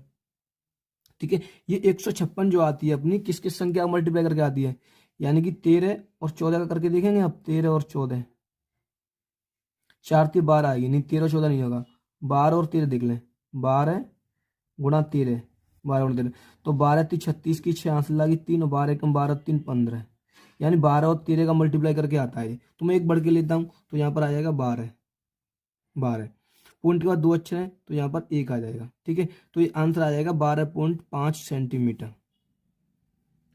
क्वेश्चन नंबर 19, 45 सेंटीमीटर ऊंचाई और 4 सेंटीमीटर व्यास वाले एक धात्विक ठोस बेलन को पिघलाकर बनाए गए 6 सेंटीमीटर व्यास के ठोस गोलों की संख्या कितनी होगी। आपसे ये क्वेश्चन पूछा है, आपसे क्वेश्चन नंबर 19 दिया हुआ है, 45 सेंटीमीटर ऊंचाई और 4 सेंटीमीटर क्या दिया हुआ है, व्यास किसका, एक ठोस धात्विक बेलन का उसको पिघलाकर एक 6 सेंटीमीटर व्यास के ठोस गोलों की संख्या पूछी है आपसे। यानी कि आप ऐसा देख सकते हो, मैं आपको बताऊं, ये समझ लो, ये दिया हुआ है एक बेलन दिया हुआ है जिसकी ऊंचाई 45 सेंटीमीटर और इसका जो व्यास है वो 4 सेंटीमीटर है। इसको पिघलाकर एक ये गोला बनाया गया है जिसका जो व्यास दिया है वो पूरा तो 6 सेंटीमीटर दिया है, वो 3 और 3 6, लेकिन आर जो दी हुई है उसकी 3 सेंटीमीटर दी है। तो वो पूछ रहा है आपसे कि ऐसे ऐसे गोले इसको पिघलाकर कितने बनेंगे। मान लो इसका आपने पानी बना लिया, इस बेलन का क्या बना लिया आपने, एक तरल पदार्थ बना लिया, यानी पानी बना लिया। उस पानी बनाने के बाद में आपने 3 सेंटीमीटर त्रिज्या का सांचा लिया, गोले का सांचा। आपसे पूछा है कि ऐसे ऐसे गोले कितने बनेंगे। ऐसे ऐसे गोले कितने बनेंगे। तो चलो देखते हैं सॉल्यूशन के साथ। ठीक है, सबसे पहले आपको मालूम होना चाहिए कि बेलन का आयतन क्या होता है और गोले का आयतन क्या होता है। जब आपसे पूछे ना पिघलाने की बात करके, इसको पिघलाकर ये बनाया गया है या उसको पिघलाकर ये बनाया गया है, तो उसमें हम क्या करते हैं, इन दोनों का आयतन हम बराबर कर देते हैं। क्या कर देते हैं, इन दोनों का आयतन बराबर कर देते हैं। ठीक है, तो आपको बेलन का आयतन पता होना चाहिए और गोले का आयतन पता होना चाहिए। दिया है बेलन की त्रिज्या 2 सेंटीमीटर, यानी कि बेलन का व्यास दिया था। बेलन का क्या दिया था, व्यास दिया था। मैं आपको दिखा दूं, ये व्यास दिया था पूरा 4 सेंटीमीटर, और त्रिज्या हमने निकाल ली इसकी आधी करके 2 सेंटीमीटर। ठीक है, इसी प्रकार ऊंचाई दी थी 45 सेंटीमीटर, बेलन की 45 सेंटीमीटर। अब गोले की त्रिज्या, पूरा व्यास दिया था 6 सेंटीमीटर, मैंने त्रिज्या निकाली 3 सेंटीमीटर। उसके बाद में पूछा है बेलन का आयतन होता है पाई आर स्क्वायर एच, गोले का आयतन होता है 4/3 पाई आर क्यू। ठीक है, आप इसमें इस तरीके से समझेंगे, जैसे मान लो आपको चाहिए गोलों की संख्या, तो एक गोले का आयतन दिया हुआ है। ठीक है, आप क्या करेंगे, जब आपके पास 10 टॉपी होती थी और आपको, यानी कि दो दो लोग या 10 टॉपी थी और आपको 5 लोगों में बांटनी थी, और एक एक की दी थी आपको कितनी है, या आप ये समझ लो कि आपके पास बहुत सारा दिया हुआ और एक का ये एक की वैल्यू दी है, तो पूछता है कि कितने कितने बट में आएगा। ऐसे पूछता है ना, जैसे कि जैसे कि 20 रुपया 5 लोगों के बट में कितने कितने आएंगे। ऐसे ही ये है कि बेलन का आयतन ये दिया हुआ है, गोले का आयतन ये है, एक के बट में इतना आ रहा है गोले का आयतन, तो पूछ रहा है ये कितने कितनों के हिस्सों में आएगा। यानी ये चीज, अगर एक को मैं इतना दूं, इतना इतना दूं, एक को इतना इतना, तो ये चीज कितने लोगों में बटेगी, ये पूछा है आपसे। ठीक है, यानी कि टोटल मेरे पास इतना है और एक के हिस्से में इतना आ रहा है, तो ये कितने के हिस्से में बटेगी। तो आप क्या करेंगे, इससे इसमें भाग दे देंगे, इससे इसमें भाग दे देंगे ना, सो निकल के आ जाएगी गोलों की संख्या। ठीक है, क्या निकल के आ जाएगी, गोलों की संख्या। तो आप यही कहिए, गोलों की संख्या निकालने के लिए आप इससे इसमें भाग दे दीजिए। पहले आप यही लिख लें, पाई का मान आप लिखे ना, क्योंकि कट जाएगा। पाई आर कितनी दी हुई है, आप बेलन का बेलन की आर देखना, बेलन की आर 2, तो आप लिखेंगे 2 × 2, या फिर आप डायरेक्ट 4 लिख लो, 4 लिख लो। ठीक है, तो ये आएगा गुणा 4, गुणा एच कितनी दी हुई है, बेलन की ऊंचाई 45, 45। ऐसे ही इधर इधर लिख लो 4/3, पाई का मान तो पाई ही है, आर कितनी दी है इसकी, आर गोले की त्रिज्या 3, तो आप लिख लेंगे 3 × 3 × 3 कितना होता है, 27। ठीक है, 3 का क्यूब 27। आप यहां से निकाल लेंगे गोलों की संख्या, तो आप क्या करेंगे, इसमें इससे भाग दे देंगे, लिखेंगे गोलों की संख्या।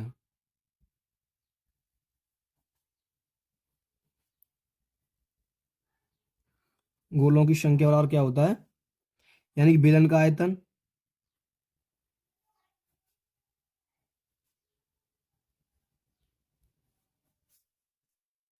बटे गोले का आयतन।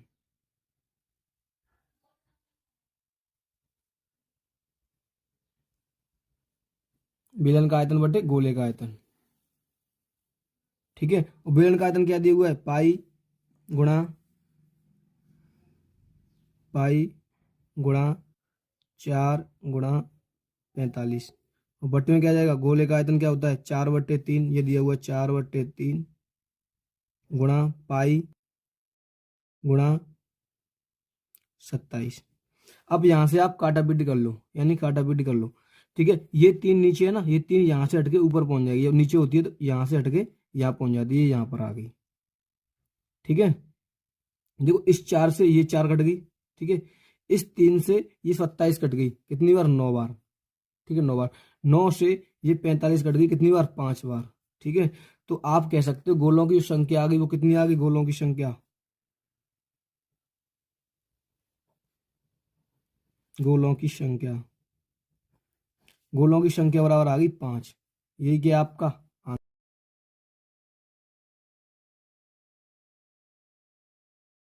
साथ ही देखिए क्या दिया हुआ है क्वेश्चन,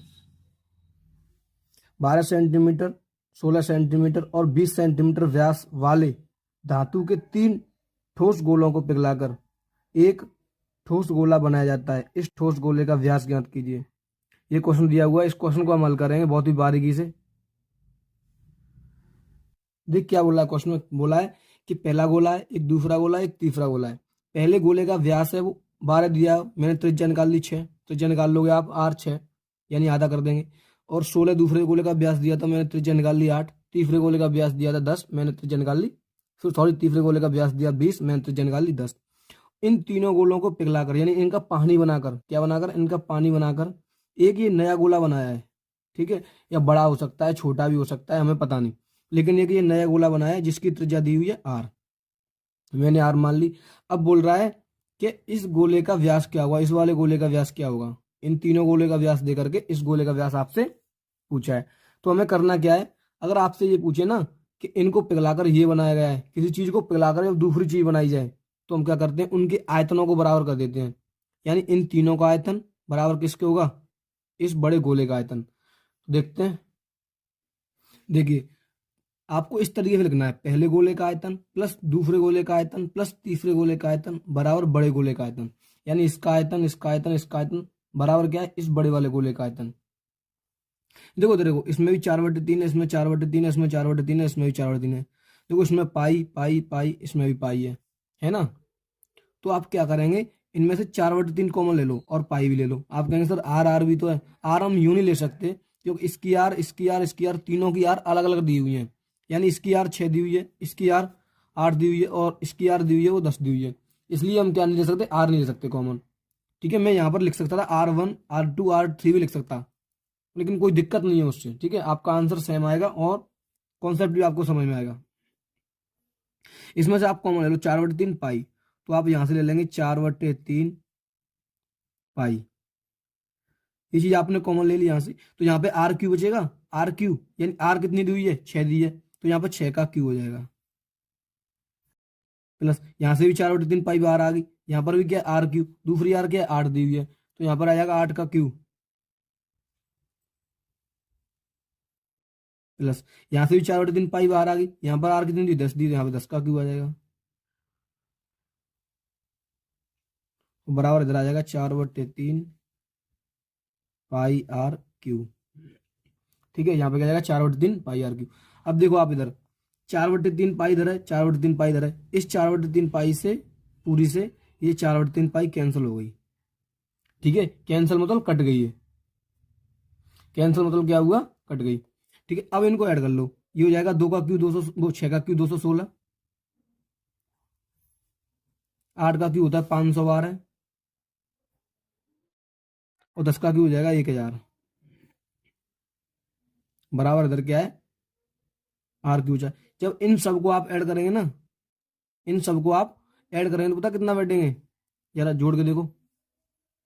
देखो 2 और 6 8 हो गए, और ये हो गए 5 और 2 7, 7 यानी 1728। कितना बैठेंगे, 1728 यार, ये तो है 1728। बराबर इधर आ जाएगा आर क्यू। ये 1728 होता है, वो कितने का क्यू होता है, इसको लिख सकता हूँ 1728 को क्यू में 12 गुणा 12 गुणा 12, बराबर हो गया आर क्यू। इसमें से हम जोड़ा में से एक बाहर निकाल लेंगे, तो हो जाएगा आर क्यू बराबर 12। आर क्यू बराबर क्या हो गया, 12 आ गया। ठीक है, आपसे पूछा क्या है, आपसे पूछा है बड़े गोले का व्यास, तो आर क्यू बराबर क्या आ गया, 12 नहीं, आर बराबर 12 आ गया है। क्या आ गया, आर बराबर 12, क्यों क्यू इधर से हट जाएगा तो ये लग जाएगा, ये यहां से हट जाएगा तो ये लग गया। ठीक है, ध्यान नहीं रहा, ये हट गया, तो आर बराबर कितना आ गया 12। तो आपसे व्यास पूछा है, व्यास, व्यास क्या होता है 2r, तो 2 गुणा आर कितनी हुई है 12, तो व्यास आ जाएगा 24। व्यास कितना आ जाएगा, 24 आ जाएगा। बस यही पूछा था आपसे क्वेश्चन में कि व्यास कितना होगा, तो वो 24 आ जाएगा। यही आपका क्वेश्चन। 8 सेंटीमीटर त्रिज्या वाली धातु की एक ठोस गोलाकार गेंद को पिघलाकर 8 समान आकार की छोटी ठोस गेंदें बनाई गई हैं। प्रत्येक नई गेंद की त्रिज्या ज्ञात कीजिए। आपसे क्वेश्चन में पूछा क्या है कि 8 सेंटीमीटर त्रिज्या की कोई धातु की ठोस गेंद है। ठीक है, जैसे कि आप यहां पर देख सकते हैं। ठीक है, उसको पिघलाकर 8 समान आकार की गेंदें बनाई गई हैं, यानी कि 8 गेंद बनाई गई हैं। कितनी गेंद बनाई गई, 8 गेंद बनाई गई। मैं आपको दिखाता हूँ, देखिए देखिए, जैसे कि आप ये समझ लीजिए, ये यहाँ पर बड़ी गेंद है, इस बड़ी गेंद की त्रिज्या है जो 8 सेंटीमीटर है, इसकी त्रिज्या को मैं बड़ी आर मान ले रहा हूँ। ठीक है, और इसकी को मान ले रहा हूँ मैं छोटी आर, क्यों छोटी गेंद बड़ी गेंद है ये। इसकी त्रिज्या जो 8 सेंटीमीटर दी हुई है, इस 8 सेंटीमीटर त्रिज्या की गेंद को पिघलाकर ये ऐसी गेंद बनाई गई है 8, एक और बनाई गई है 2 3 4 5 6 7 8, यानी ऐसी ऐसी 8 गेंद बनाई गई है। तो पूछ रहा है ये छोटी गेंद की त्रिज्या क्या होगी, छोटी गेंद की त्रिज्या क्या होगी। तो सबसे पहले तो मैं जो दिया है उसे लिख लेता हूँ, उसके बाद में क्या करता हूँ, इस बड़ी गेंद का आयतन होगा वो छोटी 8 गेंदों के आयतन के बराबर होगा, क्योंकि इसी के आयतन से तो ये 8 गेंद बनाई गई हैं। जब आपसे बात करें पिघलाने की किसी चीज को, तो क्या होता है, जो पिघला के बनते हैं वो दोनों का आयतन बराबर होता है, उन दोनों का आयतन क्या होता है, बराबर होता है। यानी कि ये बड़ी गेंद है, ये बड़ी गेंद है, इस बड़ी गेंद का आयतन बराबर क्या होगा, ये 8 गेंदों का आयतन होगा। बड़ी गेंद का आयतन बराबर क्या होगा, इन 8 गेंदों का आयतन होगा। तो यही चीज को मैं कॉपी पे किस तरीके से लिखूंगा, देखिए।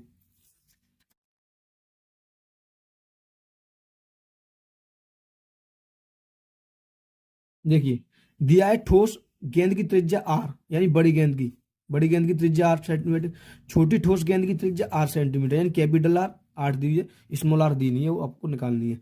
बड़ी गेंद का आयतन होगा वो 8 गेंदों के आयतन के बराबर होगा।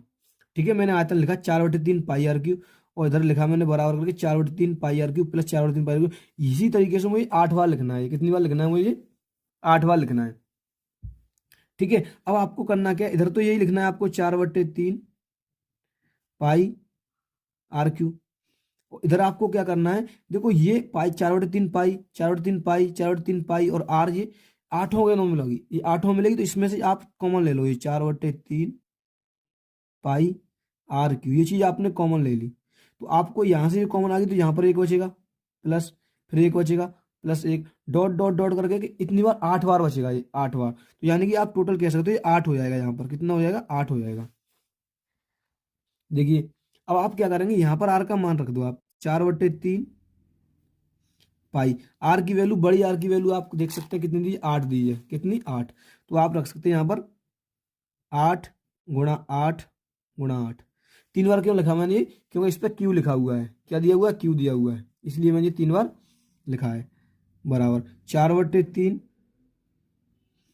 पाई आर क्यू, और यहाँ पर ये कितने हो जाएंगे, टोटल 8 हो जाएंगे, तो मल्टीप्लाई 8। ठीक है, इस तरीके से आप इसे कर सकते हैं यहाँ तक। ठीक है, देखो 4/3 पाई 4/3 पाई, इधर ये 4/3 पाई से 4/3 पाई कैंसिल हो गई, इधर 8 भी है, इस 8 से एक 8 कैंसिल हो गई, इधर हो गई इन दोनों का मल्टीप्लाई करके 64, कितना हो गया, 64। और बराबर इधर कितनी बची, आर क्यू बची, इधर इधर आपकी आर क्यू बची। आपको पता है इधर से क्यू हटेगा, इधर क्यू रूट आ जाएगा, तो यहाँ आ जाएगा आर बराबर क्या आ जाएगा, क्यू रूट के अंदर कितना आ जाएगा, ये 64। और तुम्हें पता है 64 किस चीज का क्यू होता है, 64 किसका घन होता है, तो आप कहेंगे 64 होता है वो किसका होता है, 4 का, 4 × 4 = 16, 16 × 4 = 64। तो आर बराबर क्या आ गया आपका, 4 सेंटीमीटर।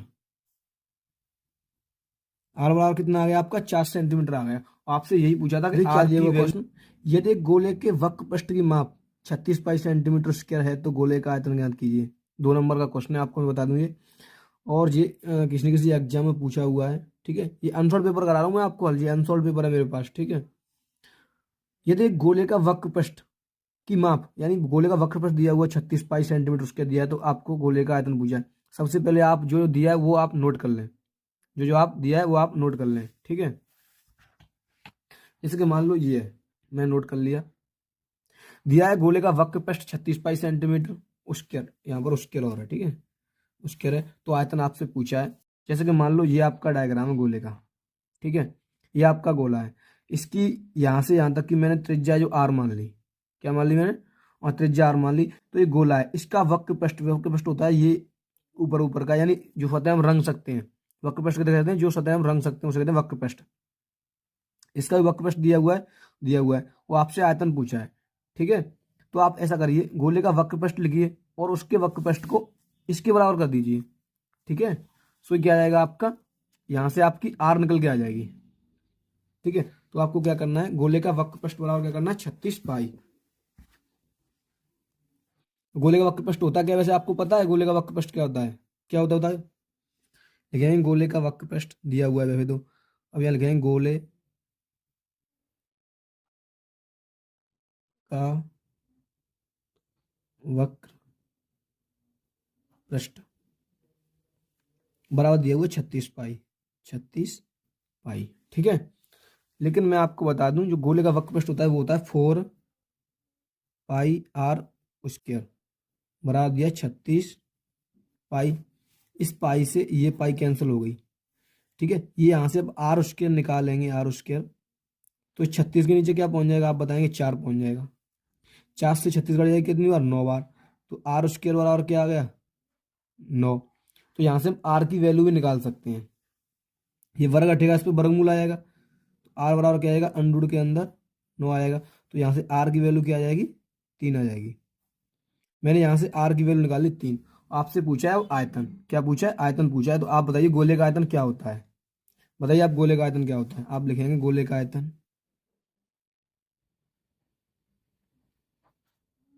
गोले का आयतन क्या होता है? गोले का आयतन होता है 4/3। क्या होता है? लिखिए 4/3 πr3। ठीक है, तो यहाँ पे गोले का आयतन मैं v से दिखा दूंगा। तो 4/3, और ये पाई की वैल्यू होती है वो क्या होती है? 22/7 रख लो। ये आप, उसने बोला है तो है नहीं कुछ, आपसे उसने क्वेश्चन में कुछ नहीं बोला क्या रखना है, तो आप आप रख लो वो 22/7। तो 22/7 गुणा जो आर निकल के आई वो अभी 3 आई है, 3 मल्टीप्लाई 3 मल्टीप्लाई 3। इस 3 से ये 3 कैंसिल हो जाएगी। ठीक है, इसका मल्टीप्लाई करके आप 7 से डिवाइड कर देंगे, सो ये आंसर आ जाएगा। ऐसा ही होगा ना? तो ये हो जाएगा 22 चौक 88, तो इधर आ जाएगा v बराबर 22 चौक 88, गुणा आ जाएगा इधर 3 गुणा 3 बराबर 9/7। ठीक है, बटे 7, 9 से इसमें गुणा कर लो। 9 8 72 की 2, असलाई 7, और 9 8 72, 72 और 7 कितने होंगे आप जल्दी बताएं मुझे ऐड करके? 72 और 7 कितने होंगे? 79, यानी 79। 72 और 7 बटे क्या जाएगी? 7। 7 से इसको आप डिवाइड कर दो। तो देखो 7 एकम 7, इसमें देंगे भाई 9 में 7 एकम 7, 2 बचे होंगे, कितने हो गए? 22। 7 तिया 21, एक बचा होगा, भाग नहीं जाएगा तो पॉइंट लगाएंगे, फिर 10 हो गए होंगे, फिर 7 एकम 7, 3 बचे होंगे, फिर 7 चौका 28, ये आ जाएगा सेंटीमीटर क्यूब। ये आपका आंसर आ जाएगा सेंटीमीटर क्यूब में।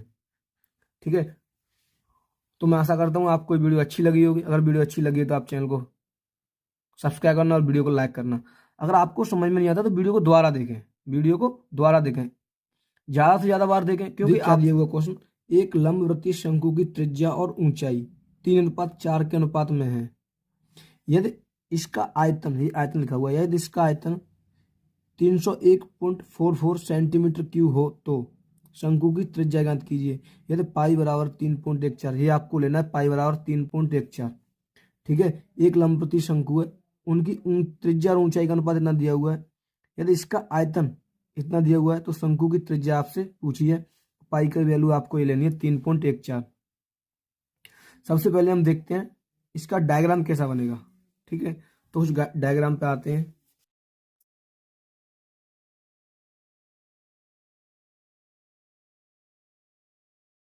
देखिए कुछ डायग्राम इस तरीके का बनेगा इसका। एक शंकु है, इस शंकु की ऊंचाई मान ली मैंने h है, त्रिज्या r है। तो त्रिज्या और ऊंचाई का जो अनुपात दिया हुआ है उसने 3:4 दिया हुआ है। त्रिज्या और ऊंचाई का अनुपात कितना दिया हुआ है? 3:4 दिया है। तो सबसे पहले हम जो जो दिया है ना उसे हम लिखेंगे। ठीक है, किस तरीके से लिखेंगे देखिए। देखिए नोट, दिया क्या क्या है? दिया है त्रिज्या व ऊंचाई का अनुपात r/h बराबर 3:4, और आयतन भी दिया हुआ है 301.44 सेंटीमीटर क्यूब, और पाई की वैल्यू में 3.14 लेनी है। ठीक है, मैं आपको एक चीज बता दूं इसमें थोड़ी सी, कि जब भी आपको अनुपात दिखे ना, जब भी आपको अनुपात दिखे तो आपको क्या करना है? सबसे पहले अनुपात को हटाना है और एक्स लगाना है। क्या हटाना है? अनुपात को हटाना है और एक्स लगाना है। तो आपको यहीं पर ये r/h दिया है, तो यहां से आप अनुपात उठाएंगे, यहां से आप अनुपात उठाएंगे, तो यहां पर आप x लगा लेंगे। क्या लगा लेंगे? x। तो इधर हो जाएगा 3x, इधर हो जाएगा 4x, यानी कि r और h की जो वैल्यू हो जाएगी ना, r और h, इनकी जो वैल्यू हो जाएगी ना, तो इधर उठाएंगे तो इधर तो आ जाएगा 3x, इधर आ जाएगा 4x। तो r की वैल्यू आ जाएगी, वो आपकी आ जाएगी 3x, और h की वैल्यू आ जाएगी 4x। इतना आप कर लेंगे। ठीक है, उसके बाद में आप आयतन दिया हुआ है तो दोनों आयतनों को बराबर कर देंगे, इसका आयतन निकाल लेंगे और उसके बाद में आप ये आयतन है इसे बराबर कर देंगे। तो कैसे लिखेंगे आप देखिए, इस तरीके से लिखना है आपको, शंकु का आयतन बराबर 1/3 पाई आर स्क्वायर एच। तो आप शंकु का आयतन क्या होता है, शंकु का आयतन दिया क्या है, तो ये दिया है 301, या आप इसे इधर लिख लें, इसे इधर लिख लें, उससे कोई दिक्कत नहीं पड़ेगी। आप ऐसा करिए, इधर इसे लिख लीजिए, ठीक है। तो यहाँ पर आएगा 1/3 पाई आर स्क्वायर एच बराबर कितना आएगा, तो यहाँ पर आएगा 301.44। ठीक है, इतना लिख लेंगे। देखो 1/3 की 1/3 ही रहेगी। पाई की वैल्यू आपको क्या रखनी है, तो आपको पता है पाई का मान रखना है आपको कितना, जैसे कि यहाँ पर दिया हुआ पाई का मान 3.14, 3.14 गुणा आर कितनी दी हुई है आपकी, अब आर चेक करें आप, तो आर मैंने यहाँ निकाल दिया आपको 3x, तो आर उसके 3x गुणा 3x हो जाएगा, गुणा एच भी दी है आपकी, कितनी दी है एच 4x, तो यहाँ 4x आ जाएगा, बराबर इधर दिया है 301.44। ठीक है, इतना आप बहुत आसानी से हल कर लेंगे। उसके बाद में आपको क्या करना है देखिए, उसके बाद में आपको करना है काटापीट चालू करनी है, 3 से 3 कट जाएगी, ठीक कट जाएगी, कट जाएगी, आप बताइए, आप कहेंगे भैया कट जाएगी, ठीक है। देखो इधर 3 बची, इधर 3, इधर 3.14 है और इधर 3 है, इधर 4 है, इससे भी ये कट जाएगा, क्या होगा इससे ये कट जाएगा। तो पहले आप काट लीजिए, ठीक है, काटिए इसे, देखिए 3 से 3 कट गई, ठीक है। आप इसे काटिए, देखो पॉइंट के इधर 2 अक्षर है, पॉइंट के इधर भी 2 अक्षर है, आप पॉइंट से पॉइंट भी काट सकते हैं, इस पॉइंट से ये पॉइंट कट गया, इस पॉइंट से पॉइंट कैंसिल हो गया, ठीक है। उसके बाद में आपको क्या करना है, उसके बाद में आपको क्या करना है, 4 से काटना है इसको। जब 4 से आप इसे काटेंगे तो 4 से इसमें भाग दी 30 में, 4 सत्ते 28, 4 सत्ते 28, ठीक है। 2 बचे, 21 हो गए, 4 पंजे 20, एक बचा, 4 पंजे 20, एक बचा, और ये 4 तिया 12, 2 बचे, 4 छिक्के 24, ये 4 से भी कट गया। इसे 3 से भी काटिए आप, तो 3 दूनी 6, 3 दूनी 6, ठीक है, एक बचा, 3 5 15, 3 एकम 3, 3 दूनी 6, ये 3 से भी कट गया। यानी कि इतना आ गया आपका काट पीट के। अब यहाँ पर क्या क्या बचा, 3.14 बचा, आप उसे नोट कर लें। यहाँ बचा 3 पॉइंट, पॉइंट थोड़ी पॉइंट तो कट गया, 4 क्या लिख दिया, 314, 314 और गुणा एक्स एक्स एक्स, तो ये जाएगा एक्स क्यू, और बराबर कितना आ गया 25 12। इतना आपने कर लिया होगा बहुत आसानी से, ठीक है। उसके बाद में ये आपको एक्स क्यू निकालना है यहाँ से, तो ये 2512 की बट्टे में क्या आ जाएगा 314। जब आप इसे इससे काटेंगे ना, जब इससे आप इसको काटेंगे तो ये कटेगा आपका, हाँ ये यहाँ पर 2 है ना, तो इसमें 4 का 4, 4 दूनी 8, 2 नहीं आएगा बीच 8 के, 4 तिया 12, 2 आ सकता है, 3 से 2 आ सकता है, लेकिन 314 के 3 गुना ये हो नहीं सकता, तो ये इसमें आप मल्टीप्लाई कर दीजिए 8 से, 314 यहाँ पर कर लीजिए, दिख रहा होगा आपको 314, 8 से करके देखें, 8 चौक 32 की 2 आंसर लाई 3, 8 गन 8, 8 2 11 की 1, ठीक है, 8 3 24 और 1 25, यानी 2512 आ गया। इसमें 8 से उड़ा तो ये इससे 8 बार कट गया, कितनी बार कट गया 8 बार। तो आप लिखेंगे एक्स क्यू बराबर 8, ये एक्स क्यू बराबर 8 आ गई। अब यहाँ से इसे हटाएंगे तो इस पर क्यू रूट लग जाएगा, लगेगा नहीं, तो एक्स बराबर क्या आ जाएगा, यहाँ पर घनमूल के अंदर आ जाएगी 8, इसमें से क्या निकलेगा एक्स का मान आ जाएगा, तो एक्स बराबर कितना आ जाएगा, के का क्यू होता है ये 2 का, एक्स बराबर आ गया 2, ठीक है। अब आपसे क्या पूछा है, आपसे पूछा है ऊंचाई, तो आप ऊंचाई लिख लें, ऊंचाई, ऊंचाई, ठीक है। और आपसे पूछा है त्रिज्या, तो आप त्रिज्या भी लिख लें, त्रिज्या, ठीक है। ऊंचाई आपकी कितनी दी हुई है, तो आप ऊपर जाके देख सकते हैं, ऊंचाई दी हुई है आपकी 4x दी हुई है, 4x, क्योंकि एक्स मैंने लगाई थी, और त्रिज्या दी है 3x, ठीक है। आपसे जो चीज पूछे उसी का मान, एक्स का मान यहाँ रख दो, जैसे आप रख देंगे 4 गुणा 2 बराबर 8 सेंटीमीटर, ये क्या आ गई आपकी पता है ऊंचाई आ गई। ऐसे नहीं, यहाँ से त्रिज्या निकालेंगे तो 3 गुणा 2 बराबर 6 सेंटीमीटर, ये क्या आ गई आपकी, ये आपकी त्रिज्या आ गई। देखिए क्या देखो, बस इतना ही। एक लंबवृत्तीय शंकु के आधार की परिधि 24 पाई सेंटीमीटर तथा ऊर्ध्वाधर ऊंचाई 5 सेंटीमीटर है, तो शंकु का आयतन ज्ञात कीजिए। यानी आपको क्या दिया हुआ है, शंकु के आधार की परिधि दी हुई है 24 पाई और ऊर्ध्वाधर ऊंचाई 5 सेंटीमीटर दी हुई है, तो शंकु का आयतन पूछ रहा है आपसे। ठीक है, जैसे कि मैं आपको दिखा दूं, जैसे कि आप ये समझ लो, ये दिया हुआ है। ठीक है, ये कौन है, क्या है, एक कौन, वैसे ये ऊपर होना चाहिए था लेकिन उससे कोई दिक्कत नहीं है, आंसर आपका कोई दिक्कत नहीं होगी आंसर में आपके में। ठीक है, ये ऊंचाई दी हुई है इसकी 5 सेंटीमीटर, कितनी दी है 5 सेंटीमीटर, और पूछा है आपसे ये परिधि, यानी कि ये ऊपर ऊपर की ये लाइन दिख रही होगी आपको, ये परिधि। ठीक है, तो एक व्रत बनना है तो व्रत की परिधि वो दी है आपको 24 पाई, क्या दिया है 24 पाई। तो आपसे पूछा है इस शंकु का आयतन क्या होगा। ठीक है, तो पहले हम इसकी आर निकाल लेते हैं, क्या निकाल लेते हैं, आर निकाल लेते हैं इसकी हम। सबसे पहले जो दिया होता है उसे हम लिखते हैं, क्या लिखते हैं, जो दिया होता है, तो क्या क्या दिया है वो लिख, आप नोट करें। ये क्या दिया हुआ है, दिया है आधार की परिधि बराबर 24 पाई और ऊंचाई दी हुई है आपको 5 सेंटीमीटर। तो आपको करना क्या है, आपको क्या करना है, उसने परिधि दी है 24 पाई, लेकिन एक्चुअल में परिधि क्या होती है, यानी कि हम वृत्त की परिधि लिखें, यानी कि अगर मैं ऐसे लिखूं, लंबवृत्तीय शंकु के आधार की परिधि, लंबवृत्तीय शंकु के आधार की परिधि। ठीक है, कैसे, लंबवृत्तीय आधार के शंकु की परिधि। देखिए, शंकु के आधार की परिधि क्या होती है, 2 पाई आर, जैसा कि आप जानते होंगे। एक व्रत समझ लो, ये व्रत ही बनना है ना, ये व्रत बनना है, तो इसकी जो परिधि होती है, व्रत की परिधि क्या होती है, 2 पाई आर होती है। क्या होती है, 2 पाई आर। तो मैंने लिख लिया यहाँ पर 2 पाई आर। ये 2 पाई आर किसके बराबर है, आधार की परिधि दी है आपको 24 पाई, तो इसके बराबर है, ये किसके बराबर, इसके बराबर है। तो आप कर सकते हो 2 पाई आर बराबर क्या है, 24 पाई, यानी कि 2 पाई आर बराबर क्या है, 24 पाई। इस पाई से ये पाई कैंसिल हो गई, ये दो इधर गुणा में इधर भाग में पहुंच जाएगी, यहाँ से आर निकालेंगे तो ये किस में पहुंच जाएगी, भाग में। तो यहाँ से हम आर निकाल लेंगे तो 24 के बट्टे में क्या आ जाएगा, 2 आ जाएगा, और 2 से 24 कितनी बार कटेगी, 12 बार। तो आप कह सकते हैं आर बराबर कितना आ गया, 12। आर बराबर यहाँ पर 12 सेंटीमीटर आ गया, क्या आ गया, 12 सेंटीमीटर। और आपसे पूछा क्या, आयतन, किसका आयतन पूछा, शंकु का आयतन। तो आप बताइए फॉर्मूला क्या होता है, फटाफट बताइए फॉर्मूला क्या होता है शंकु का आयतन।